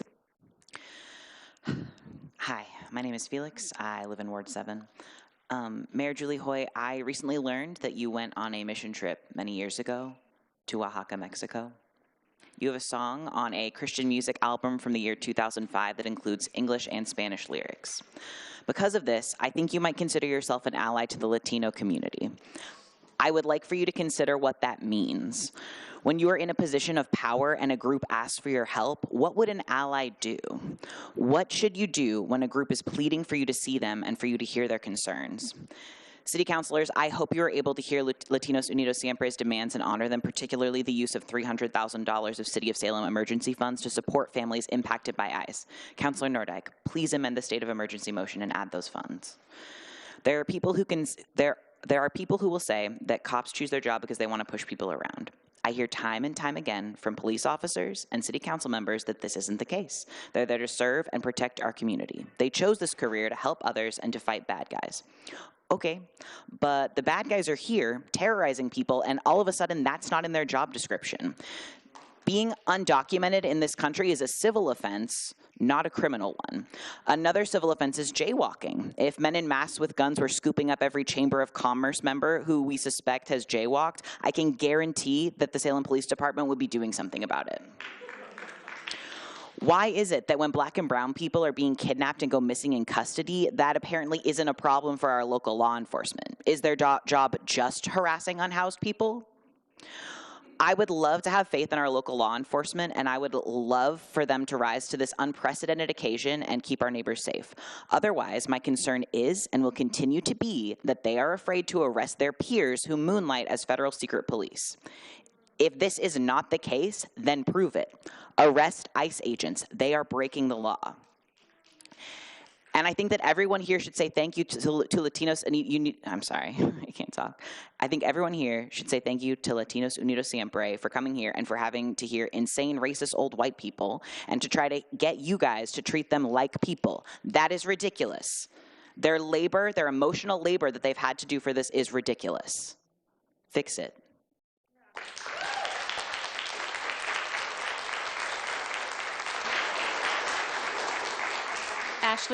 Ashley Cervantes and Jonas. Hello, my name is Ashley Cervantes, and I live in a part of Salem that is unincorporated, and so unrepresented, but I work in Zone 3. I'm here again to, just like last week, to support my community and help emphasize the needs of its members. We're at an historic juncture, and you are not alone when it comes to the city's response. Your community is strong and intelligent. They have your back and are giving you the answers. You need only but act. Listen to Latinos Unidos Siempre and act. Dedicate the $300,000 minimum revenue guarantee for commercial airlines to a legal fund for those impacted by the horrific actions of the so-called Immigrations and Customs Enforcement. Declare a state of emergency and demand that Marion County drop its lawsuit against our sanctuary laws.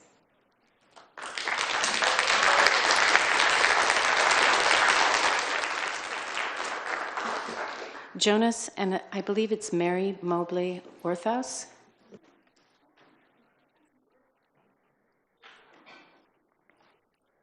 Buenas tardes a todos. Good evening to everyone. My name is Jonas, and I live in unincorporated Salem. I would like to begin by answering a few FAQs regarding immigration. 1, why don't they come over the right way? When the U.S. won the Mexican-American War, they annexed 50% of what used to be Mexico and made it into 1/4 of the U.S. landmass. Surprise, it was full of Mexicans. We were here first. 2, who here knows someone who employs undocumented workers? This is a loaded question as things happen whether we know it or not. Corporations such as NORPAC, Walmart, Kroger's, and JB Lawn are well known to hire undocumented workers. Ask any large farm who they employ. I would know. I used to be a field worker as a kid. If you don't know these things to be true, then you are either ignorant through incompetence or ignorant due to malice. Now that that's settled, councilors, I am here today to urgently advise you to adopt the resolution regarding the declaration of emergency in Salem. Furthermore, the city should reallocate the money reserved for attracting a commercial airline that the majority of Salem doesn't want and won't use and invest it into a legal defense fund to help those racially profiled by ICE. An October article of ProPublica researched how many U.S. citizens were abducted by ICE. They wrote, quote, "We found more than 170 such incidents during the first 9 months of President Donald Trump's second administration. Among the citizens detained are nearly 20 children, including 2 with cancer." Children with cancer. My favorite part of the Bible is where Jesus said, "Fuck them kids, they should have come the right way." Speaking of our children, on November 21st, ICE was recorded breaking a car window to abduct an illegal, quotes. Despite the high school senior saying, "I'm a U.S. citizen," the ICE agent said on camera, "I don't care.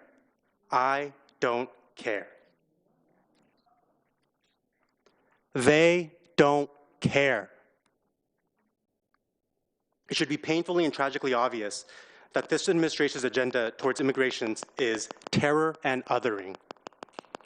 This is why I urge City Council to declare a state of emergency, allocate $300K to legal defense fund, and pursue all legal methods to demand that Marion County drop its lawsuit against our sanctuary laws. Thank you.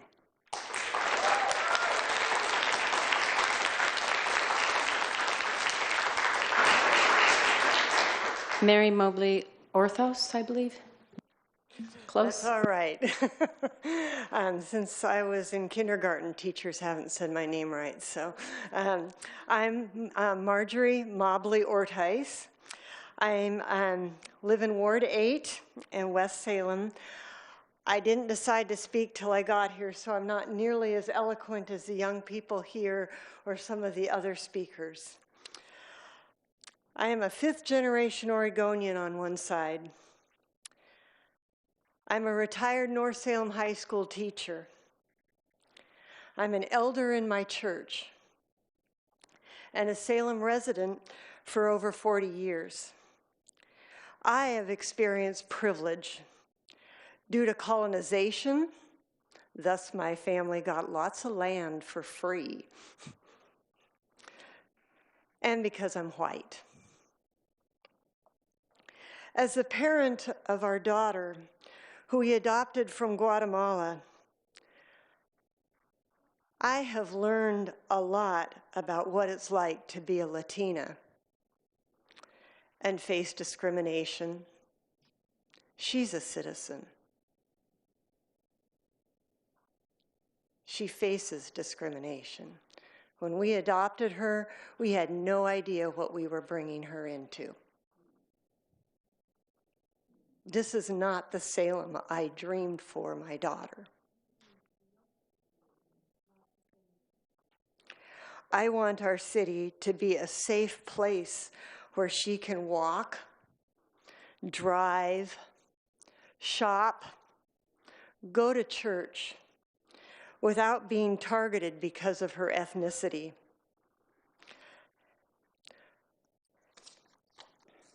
I'm deeply disturbed by what is being done by ICE to our community members, terrorizing humans by masked agents who break windows.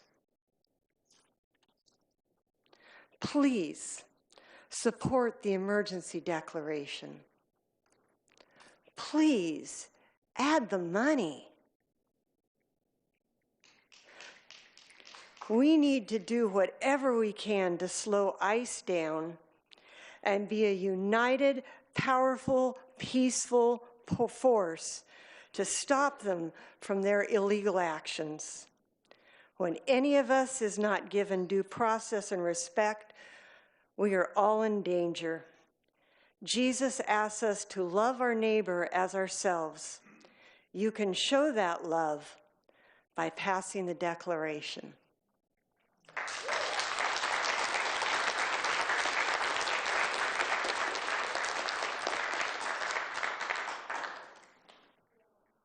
We have one person who signed up online, but maybe here, Martha Villalobos?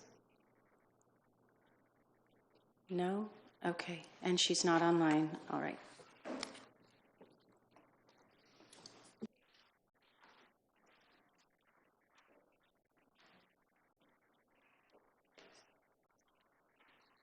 We're moving on to item 5A. Councillor Nishioka. I move to adopt resolution number 2025-33 declaring an emergency related to the impacts of federal immigration enforcement. Second. We have a motion by Nishioka, second by Nordijk. Councillor, to your motion. Thank you, Mayor Hoy. I think we have all heard a great deal of testimony, and again, thank you all for coming forward and presenting your information. I also appreciate those that have left. We also received written testimony this week and last week, so again, thank you for all of that. I know that this is difficult for all of us, and it is not easy for us as we sit in this chamber trying to figure out how we can help and what we are able to do. I know that this has impacted me personally. I will add that my husband is American Japanese. His family were interned during the war, so I know that we have a history of similar activities. And I'm sorry if I'm going to cry. So this is not something that's new to this country. It's something that has been ongoing. And I do feel we need to find ways to help those that are bombarded by this activity. This is just a beginning, and I don't know if we'll have other opportunities.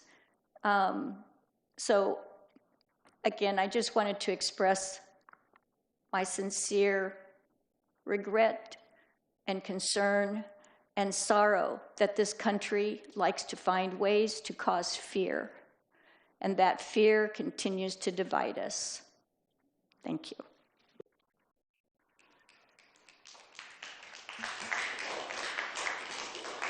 Anyone else? Councillor Nordijk. Yes, absolutely. So I'd like to know what this council's appetite is for doing more.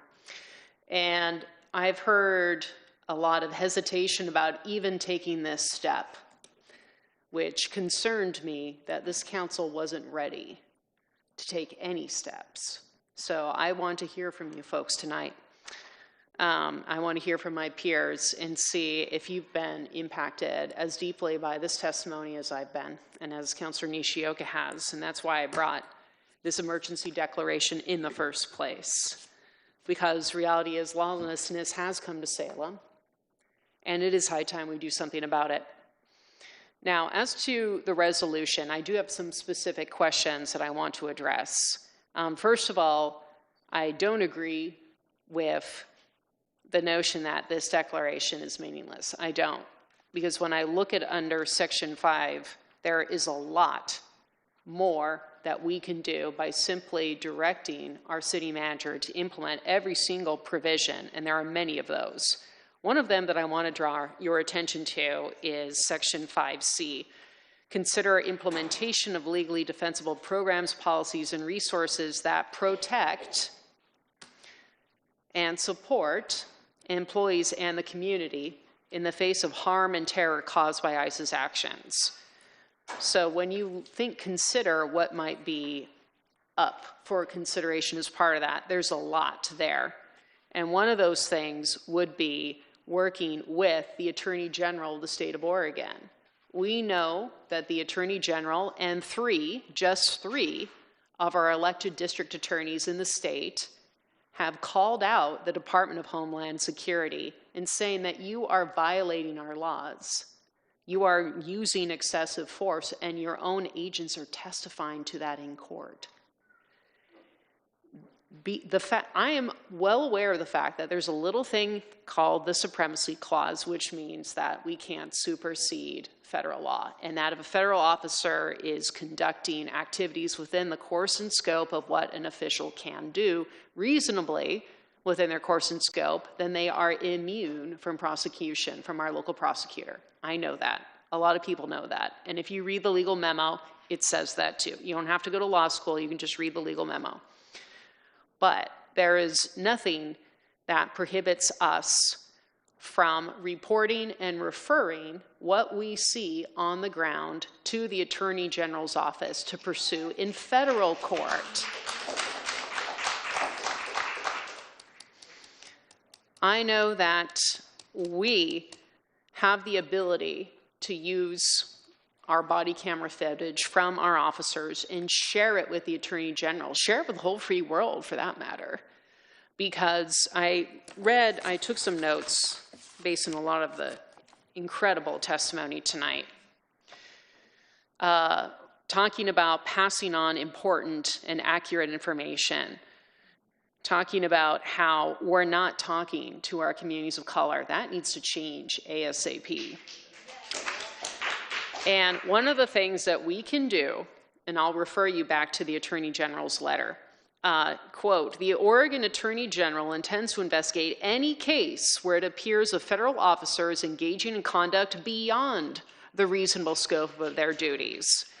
Breaking windows and ripping 17-year-olds out of their schools is beyond the scope of their duties. Any such investigations revealing, going back to it, any such investigations revealing criminal conduct by individual federal officers will be referred to the district attorney for evaluation for prosecution. The Supremacy Clause only affords immunity to federal officers from criminal prosecution in the reasonable discharge of their duties and not beyond. In other words, ICE is not above the law. So what we are being told is that ICE is not telling Salem PD where they're going to be. And so a lot of times our officers find out after the fact. But in the event that our officers do happen to witness ICE activity, they need to turn on their body cameras and record those experiences and pass that footage along to the Oregon Attorney General's office to build their case. We can and we should be doing that. We should be referring all claims of wrongdoing by ICE officials to the United States Attorney's Office. And they do have the power and the resources and the duty to prosecute federal crimes. There is a path. It is within our declaration of emergency. We need to pass this declaration because one of the many things we can do is to create a policy that tells our officers what to do when they see ICE out of control, stealing children, taking our workers, taking our residents, and violating the due process rights of persons. Doesn't matter if it's residents or not. And again, all I'm doing, folks, is just cribbing some highlights of the testimony tonight, so thank you. I really value the public testimony on these issues because there are a lot of sectors of our community that feel gaslit. They're told all the time that they're not seeing what they're seeing, that their feelings don't matter, and that they shouldn't be heard. We heard one gentleman testify tonight that only the evil people are being detained. But there are children who are being detained, children with cancer, according to one of our testimonials tonight. Are they evil? Is this who he means? Because, of course, if you vilify the people who are being detained, then they don't matter. If you say they're all rapists and violent criminals, then some people are willing to look the other way and ignore their rights. By the way, everyone, including persons accused of crime, have rights. In any event, I feel that there is more that we can do tonight, but what we need to do is look very closely at this declaration. And I really want to commend the city manager for looking into this. And that is just Section 5C, and that is just for what our police officers can do. I also want to refer folks to the fact that we desperately need the city to use its staff time and its resources and its venues like this one to conduct Know Your Rights trainings. That is spending city money. I promise you that. All the city staff here tonight, that is not free. The use of this space is not free. So that is a start. But I need to understand what my colleagues' appetite is to do more based on the testimony tonight. I also feel that it's really important that folks understand that we've heard a lot of talk about the importance of having protection of our school campuses. I just want you to know, talk to your school board about that. We don't control school campuses. We don't control our bus system. We don't control Marion County, and we don't have standing for the Marion County suit. But I do urge you, we're not the only game in town.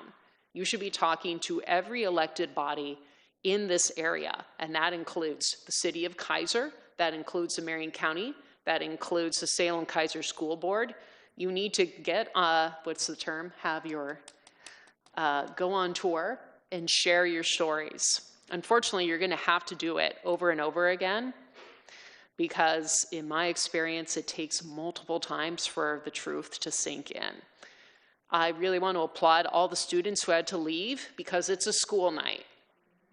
And I remember hearing another great piece of testimony tonight. When we were asked, when you went to school, did you have to worry about this? No, I did not. I can assure you. And I went to Salem Kaiser Public Schools. I never lost a minute of sleep over that because it didn't impact me personally. But I've often said it shouldn't have to happen to you for it to matter to you. So I think that's what a lot of our residents here tonight were saying. So of course I'm in favor of the declaration, and of course I'm in favor of doing more. And the reason why I wanted to make sure I spoke up early is that this is my final pitch to you, my peers, to persuade you to do everything we can, because our community members are hurting and they are at risk of being hurt more. Thank you.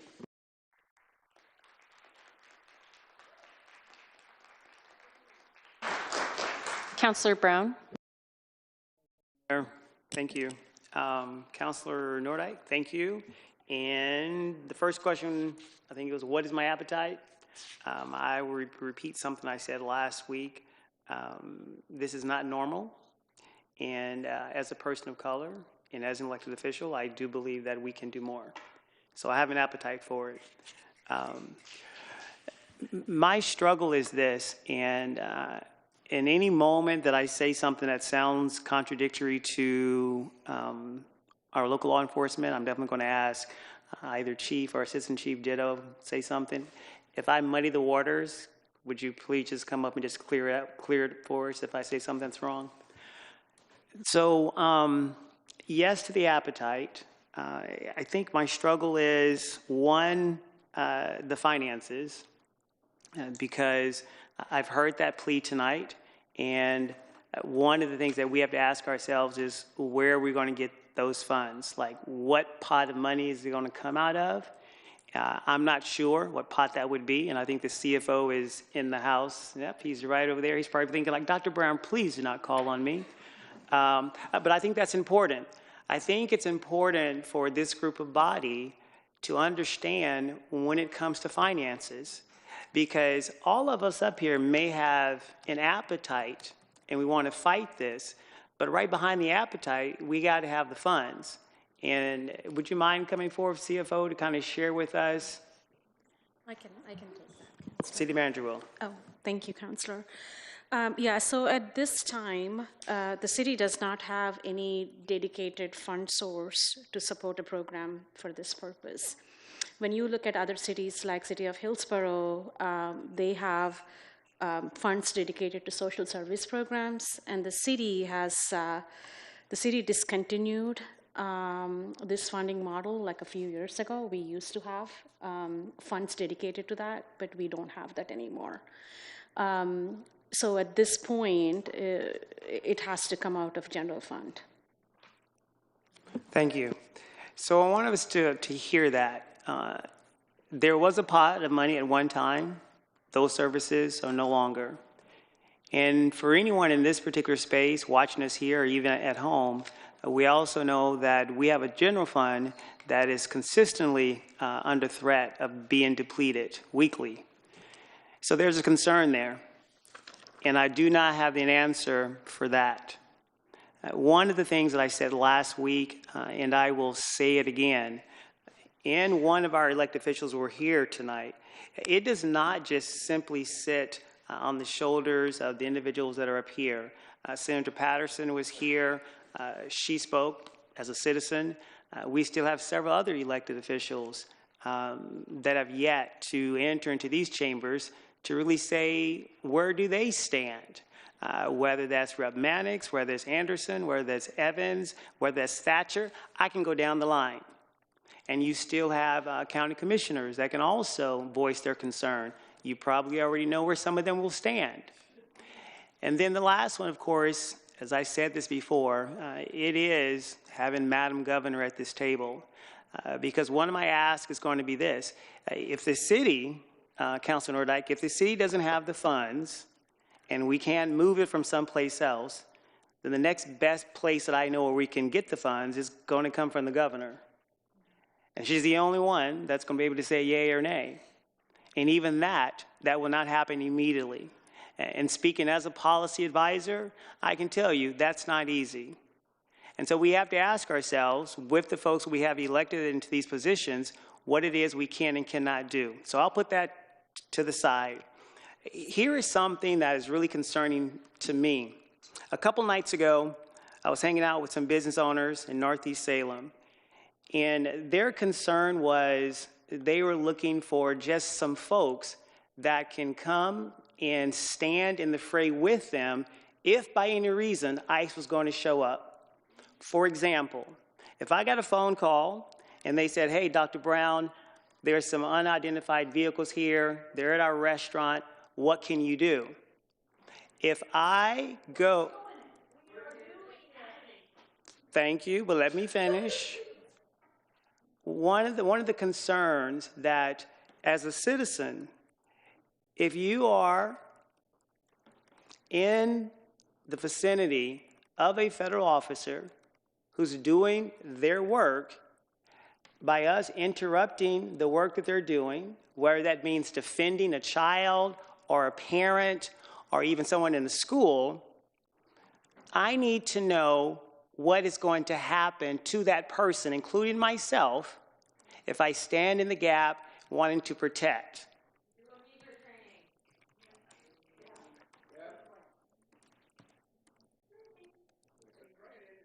Chief,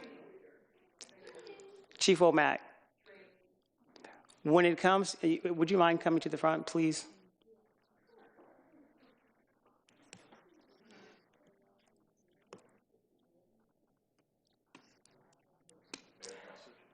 Thank you, Chief. I'm doing my best to thread this needle.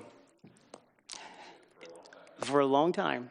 So in a situation that I just mentioned, someone calls looking for help. They're looking for someone to stand in the gap to say, hey, my family's being interrupted. They're trying to arrest and take us away. I show up. Can you walk me through the possible scenario of what could happen to me? Right? Policies and procedures necessarily, but you can't interfere with a federal officer that's doing their job, so you'd be subject to arrest. And that's what I knew also, but I just wanted everyone to hear the possibility of that. There's a possibility. There is a possibility because it is moving into the realm of hypotheticals. So, thank you. Yeah, but they haven't identified themselves who they are.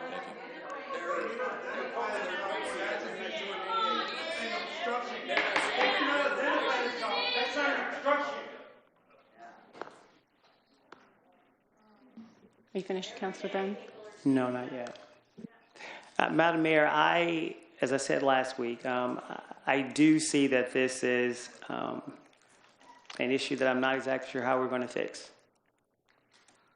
I yield the floor. Anyone else?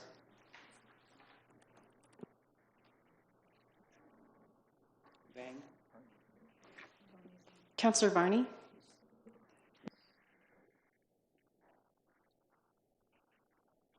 Okay, thank you.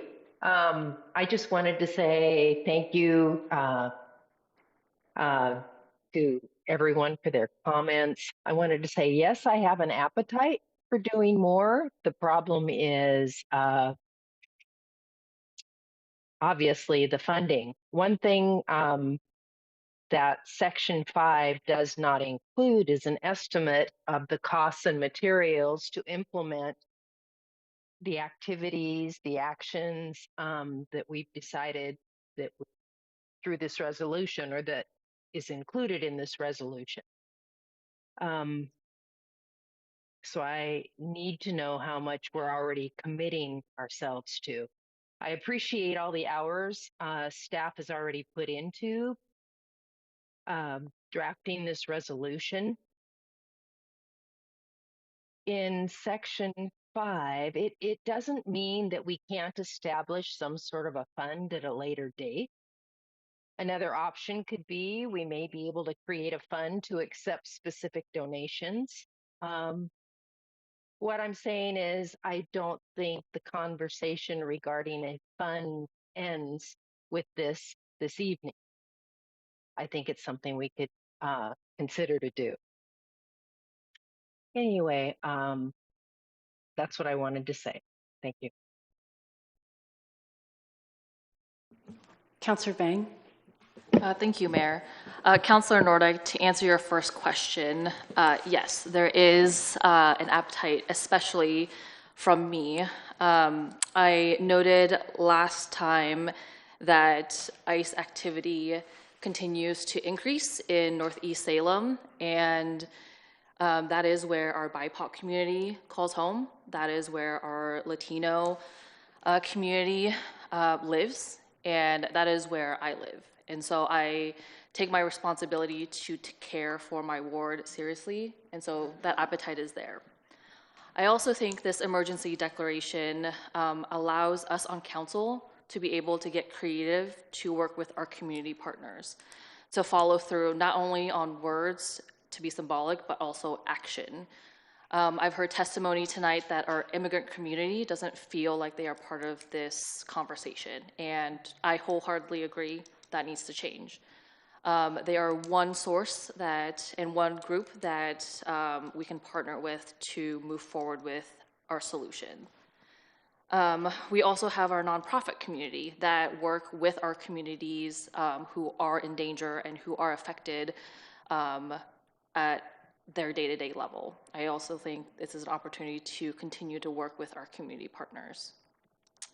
And tonight we also heard statistics that Salem's economic activity growth shot up by 6.6%, only second to Bend. And that is a demonstration of just how much our business community thrives when we have our workers in our community, regardless of their immigration status.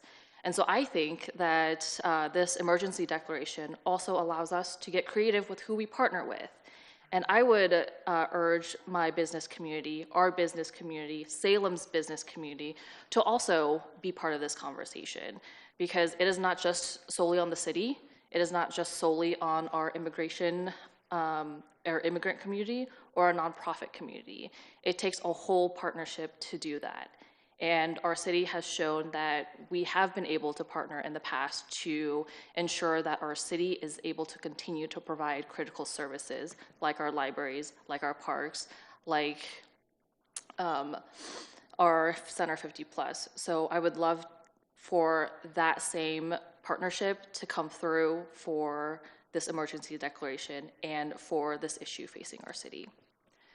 Thank you. Councilor Nishioka. Thank you. I am just, well, first off, I do want to again thank both our city manager and city attorney. This was a fast turnaround. People may not realize how much work goes into creating reports for us and having all of the work done in a timely fashion that's required for our public meetings. So again, thank you very much. I feel like you've presented great information. I just have a couple little things that I wanted to add. One is that there is no mention of those seeking asylum. I'd like to add that to section 2, because those are people also that need support. And the section or recital 5 F, I would consider changing from periodic reports to at least quarterly reports. These are just minor things so that we can stay on top of it.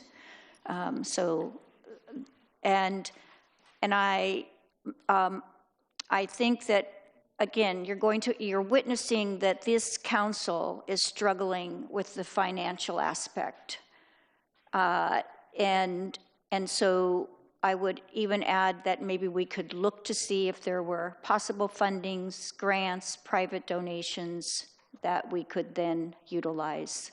So these are all things that are at least a step forward, and so something that I'm considering having an amendment to. Thank you. Anyone else? Councilor Matthews?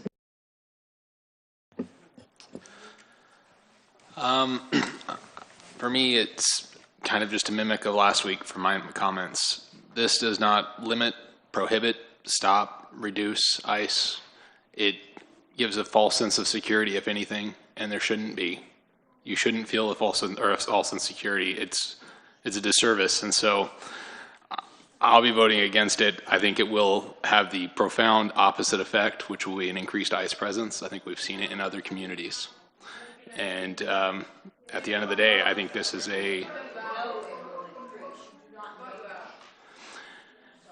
and so at the end of the day, I won't be voting for this because I think for the symbolic nature of it, it does the opposite and hurts the people that it's trying to protect. Councilor Tigan? Thank you, Madam Mayor. Let me fix my speaker here quick.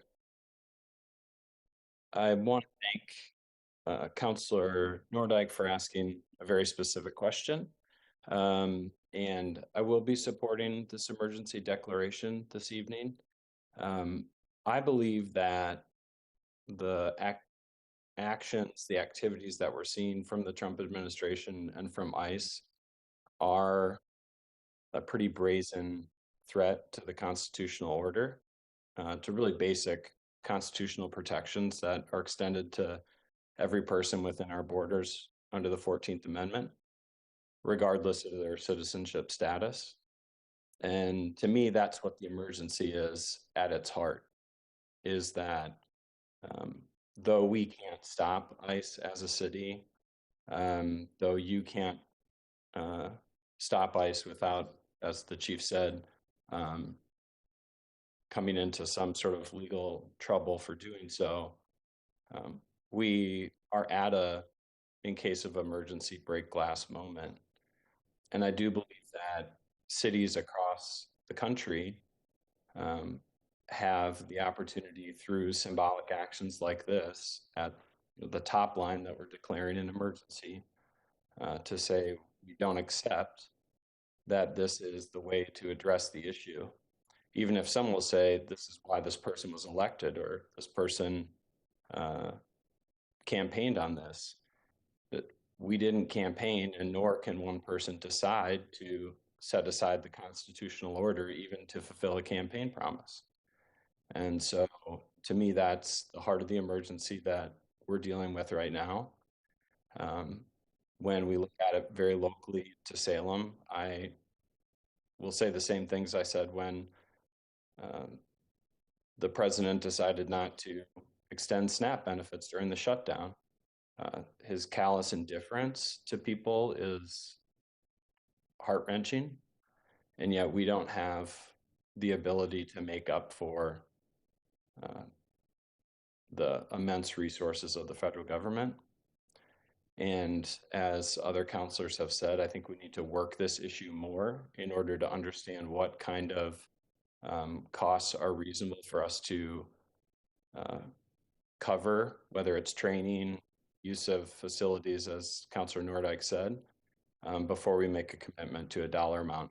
I very much appreciate the testimony we've heard for the last 2 weeks.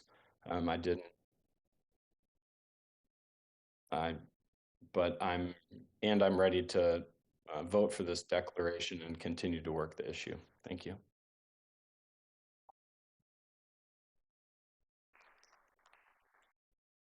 Anyone else? Councilor Nishioka.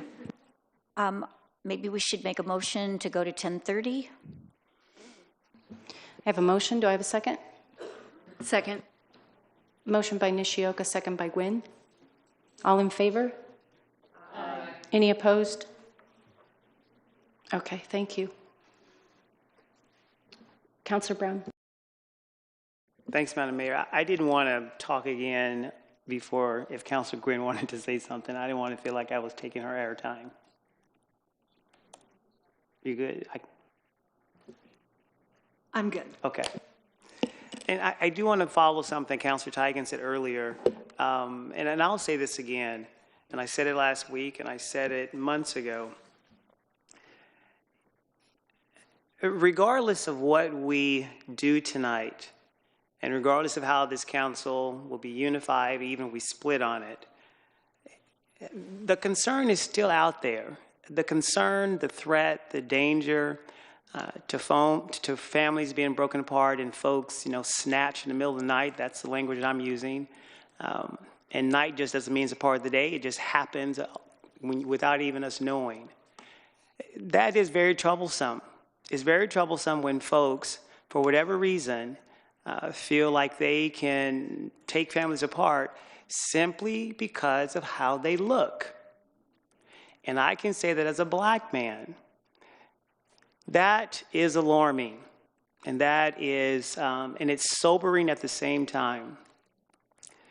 And let me go on to say that I'm not surprised this is happening. I am not surprised because there are some people who voted for this. And I'll say it loud and clear. You get what you voted for.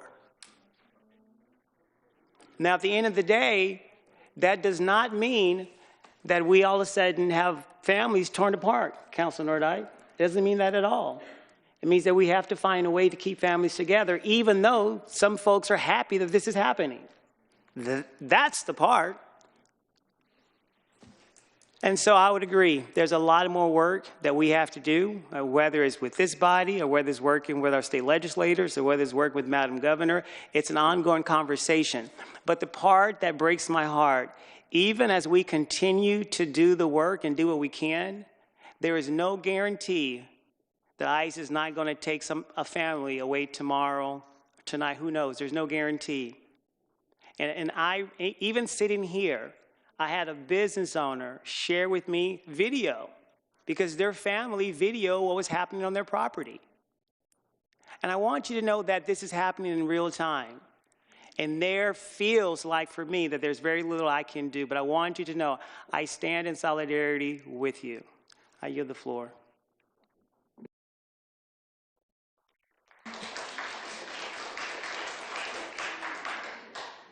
Anyone else? Councilor Nordyke. Thank you. Just a couple other things that I want to call out that are in the declaration I don't think have really been touched on tonight. But this declaration, if passed, would also call on members of Congress to enact legislation to protect our immigrant and other vulnerable communities from the unlawful and unnecessary actions taken by federal agents in the name of immigration enforcement, such as imposing a mask ban or imposing identification requirements. That is in this declaration, and I'm glad that is in there. We've heard the testimony from a lot of people. Part of the fear is the fact that these people are en masse, that you don't know who they are. You don't know if they're actual federal employees. All of our Salem police officers, they have a badge number. We don't know who these people are or who's being taken.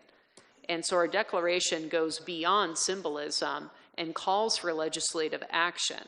And it also calls on all elected officials in our area to publicly denounce these unconstitutional actions and to demand oversight and transparency from immigration enforcement agencies and work to ensure the rights of all individuals, regardless of immigration status, are fully protected under the Constitution. What I take that to mean is that we need to tell our legislature we don't want a patchwork quilt of some cities caring and some not, some counties caring and some not. We need a statewide approach to addressing ICE because ICE is everywhere. They're in the big cities, they're in the small towns, they're in unincorporated Salem, they're everywhere. That's the point. And so I don't want this to depend on which councils or commissions or school boards are moved by testimony. I want there to be a statewide approach to this, and I will gladly go to the legislature to help advocate for that. And as a member of the city's legislative committee, I will gladly advocate for that too.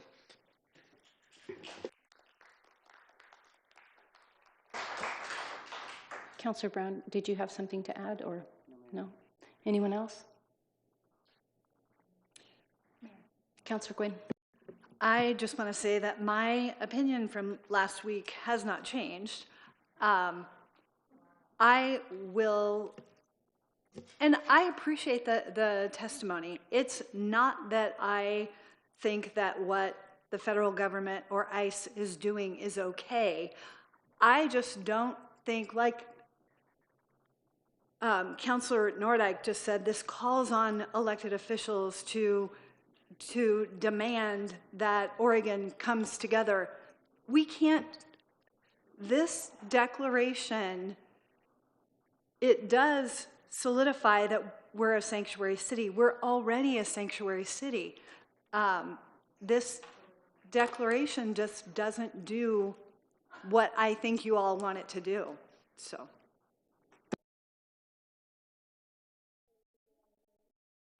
And I didn't interrupt you guys when you were speaking. I listened for hours. Anything further?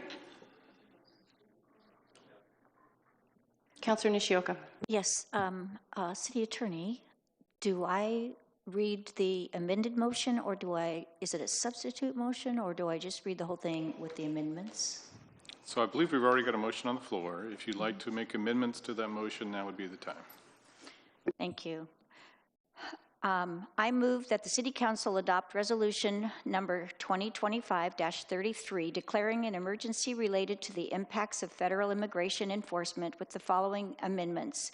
In the second recital after lawful permanent residents, insert asylum seekers. Amend section 5F to require quarterly reports to the council rather than periodic reports. and direct staff to return to council with information on any state, federal, or philanthropic grant funding available to support the program's training and community outreach and coordinating efforts identified in this resolution. Second. We have a motion and a second by Tigan. Counselor, anything further to your motion? I have nothing further. Anyone else? Madam Mayor, can I just clarify that by voting aye on this, we're passing the entire declaration as opposed to just amending it and then to take another vote? Just want to do a procedural check. So procedurally, you're going to vote on the amendment first, or amendments. It's all as one motion, so you'll vote on the amendments first, and then you'll vote on the main motion as amended. 2 votes. Thank you. Okay, does anyone have any discussion? I would just like to say that I am not in favor of the motion because it just doesn't do enough.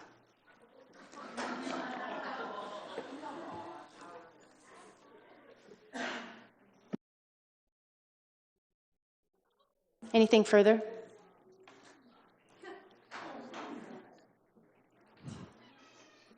Will the city recorder please call the roll? Councillor Brown. Aye. Councillor Bang. Aye. Councillor Nordyke. Aye. Councillor Varney. Aye. Councillor Tigan. Aye. Councillor Nishioka. Aye. Councillor Matthews. Nay. Councillor Gwynn. Nay. Mayor Julie Hoy. Nay.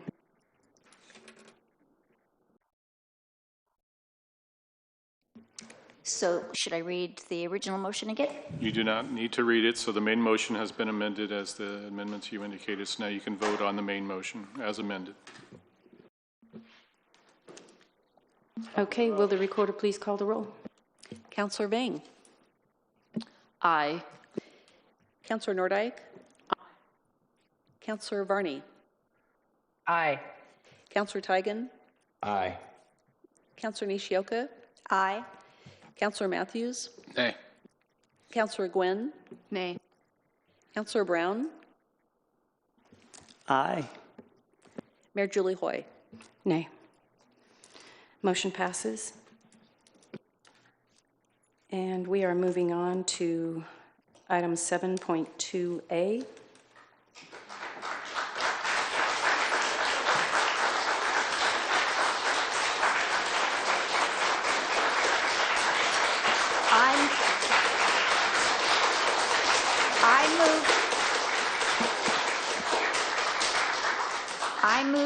I move engross ordinance bill number 4-25, amending SRC Chapter 38 to modify the objection procedures for transient lodging operators to allow operator objections based on their number of available rooms instead of 1 objection per operator, and conduct second reading of the ordinance as engrossed.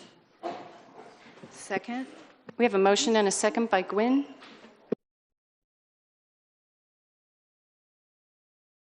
Can I take a moment to explain? Yes, please. So typically for second readings, you just go straight to the ordinance reading. In this case, we are asking you to engross or amend the ordinance first. So we're taking out the provision that would add short-term rental operators to the TPA. We are going to come back with a public hearing next year, and we'll add them in at that point if that's council's desire. So right now, all we're doing is changing the objection procedure under the ordinance.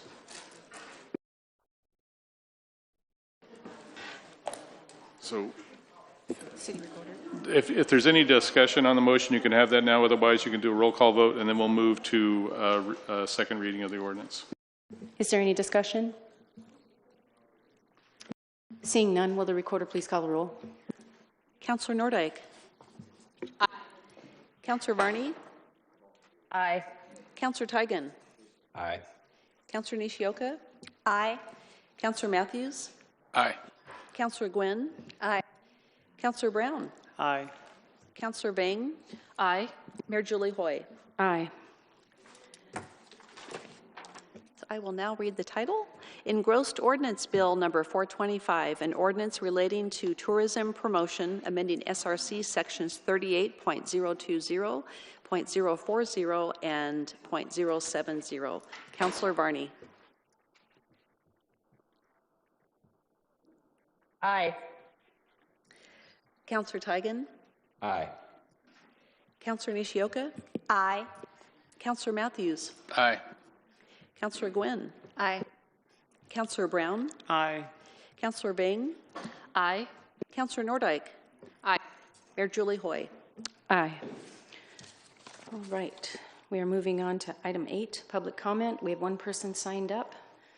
You'll have 3 minutes to speak. Manny Martinez.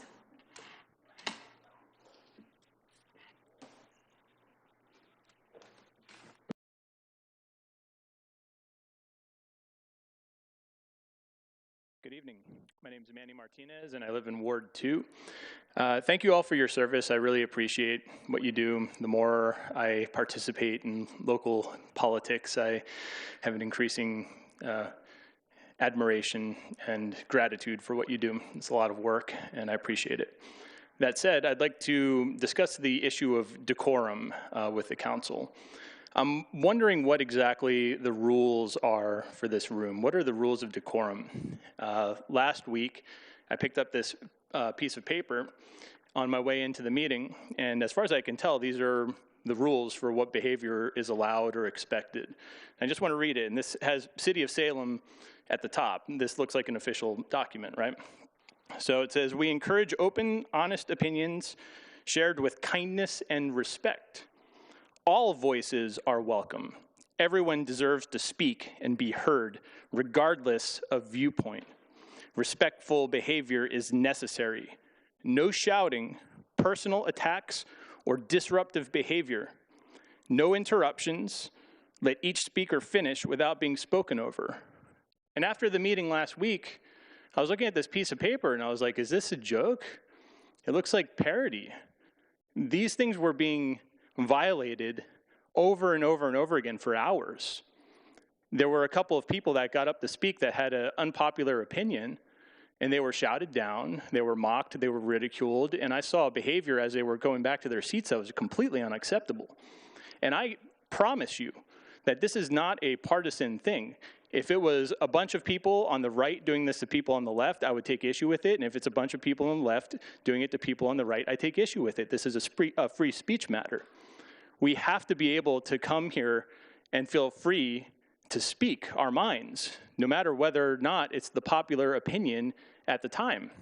And the thing that I really object to is seeing our elected officials, no matter who it is, any of you councilors or the mayor, and it should be this way for future councilors and mayors, people in the audience should not be able to shout over you while you're trying to talk. Everyone gets their 3 minutes. That's what the rules are. You get your 3 minutes, and then you're done. And then when you're doing your part, everyone should have to sit and listen and be respectful. We should not allow people in the audience to yell over the mayor or the city councilors or anyone else. It's just a basic sense of standards for the city. So I'd like to offer to any of you councilors, please put a motion forward to discuss what the decorum is. What are the actual rules for what's allowed in this room? And let's have a discussion about that. And then whatever it is, enforce it equally across all viewpoints, okay? No matter what the issue is, no matter what the opinion is, everyone should have the same rights to be able to get up here and speak freely without being harassed or shouted down. That's a good place to start, to be able to start some unification here in this city. Thank you. Thank you for your testimony. If there's nothing further, we're adjourned.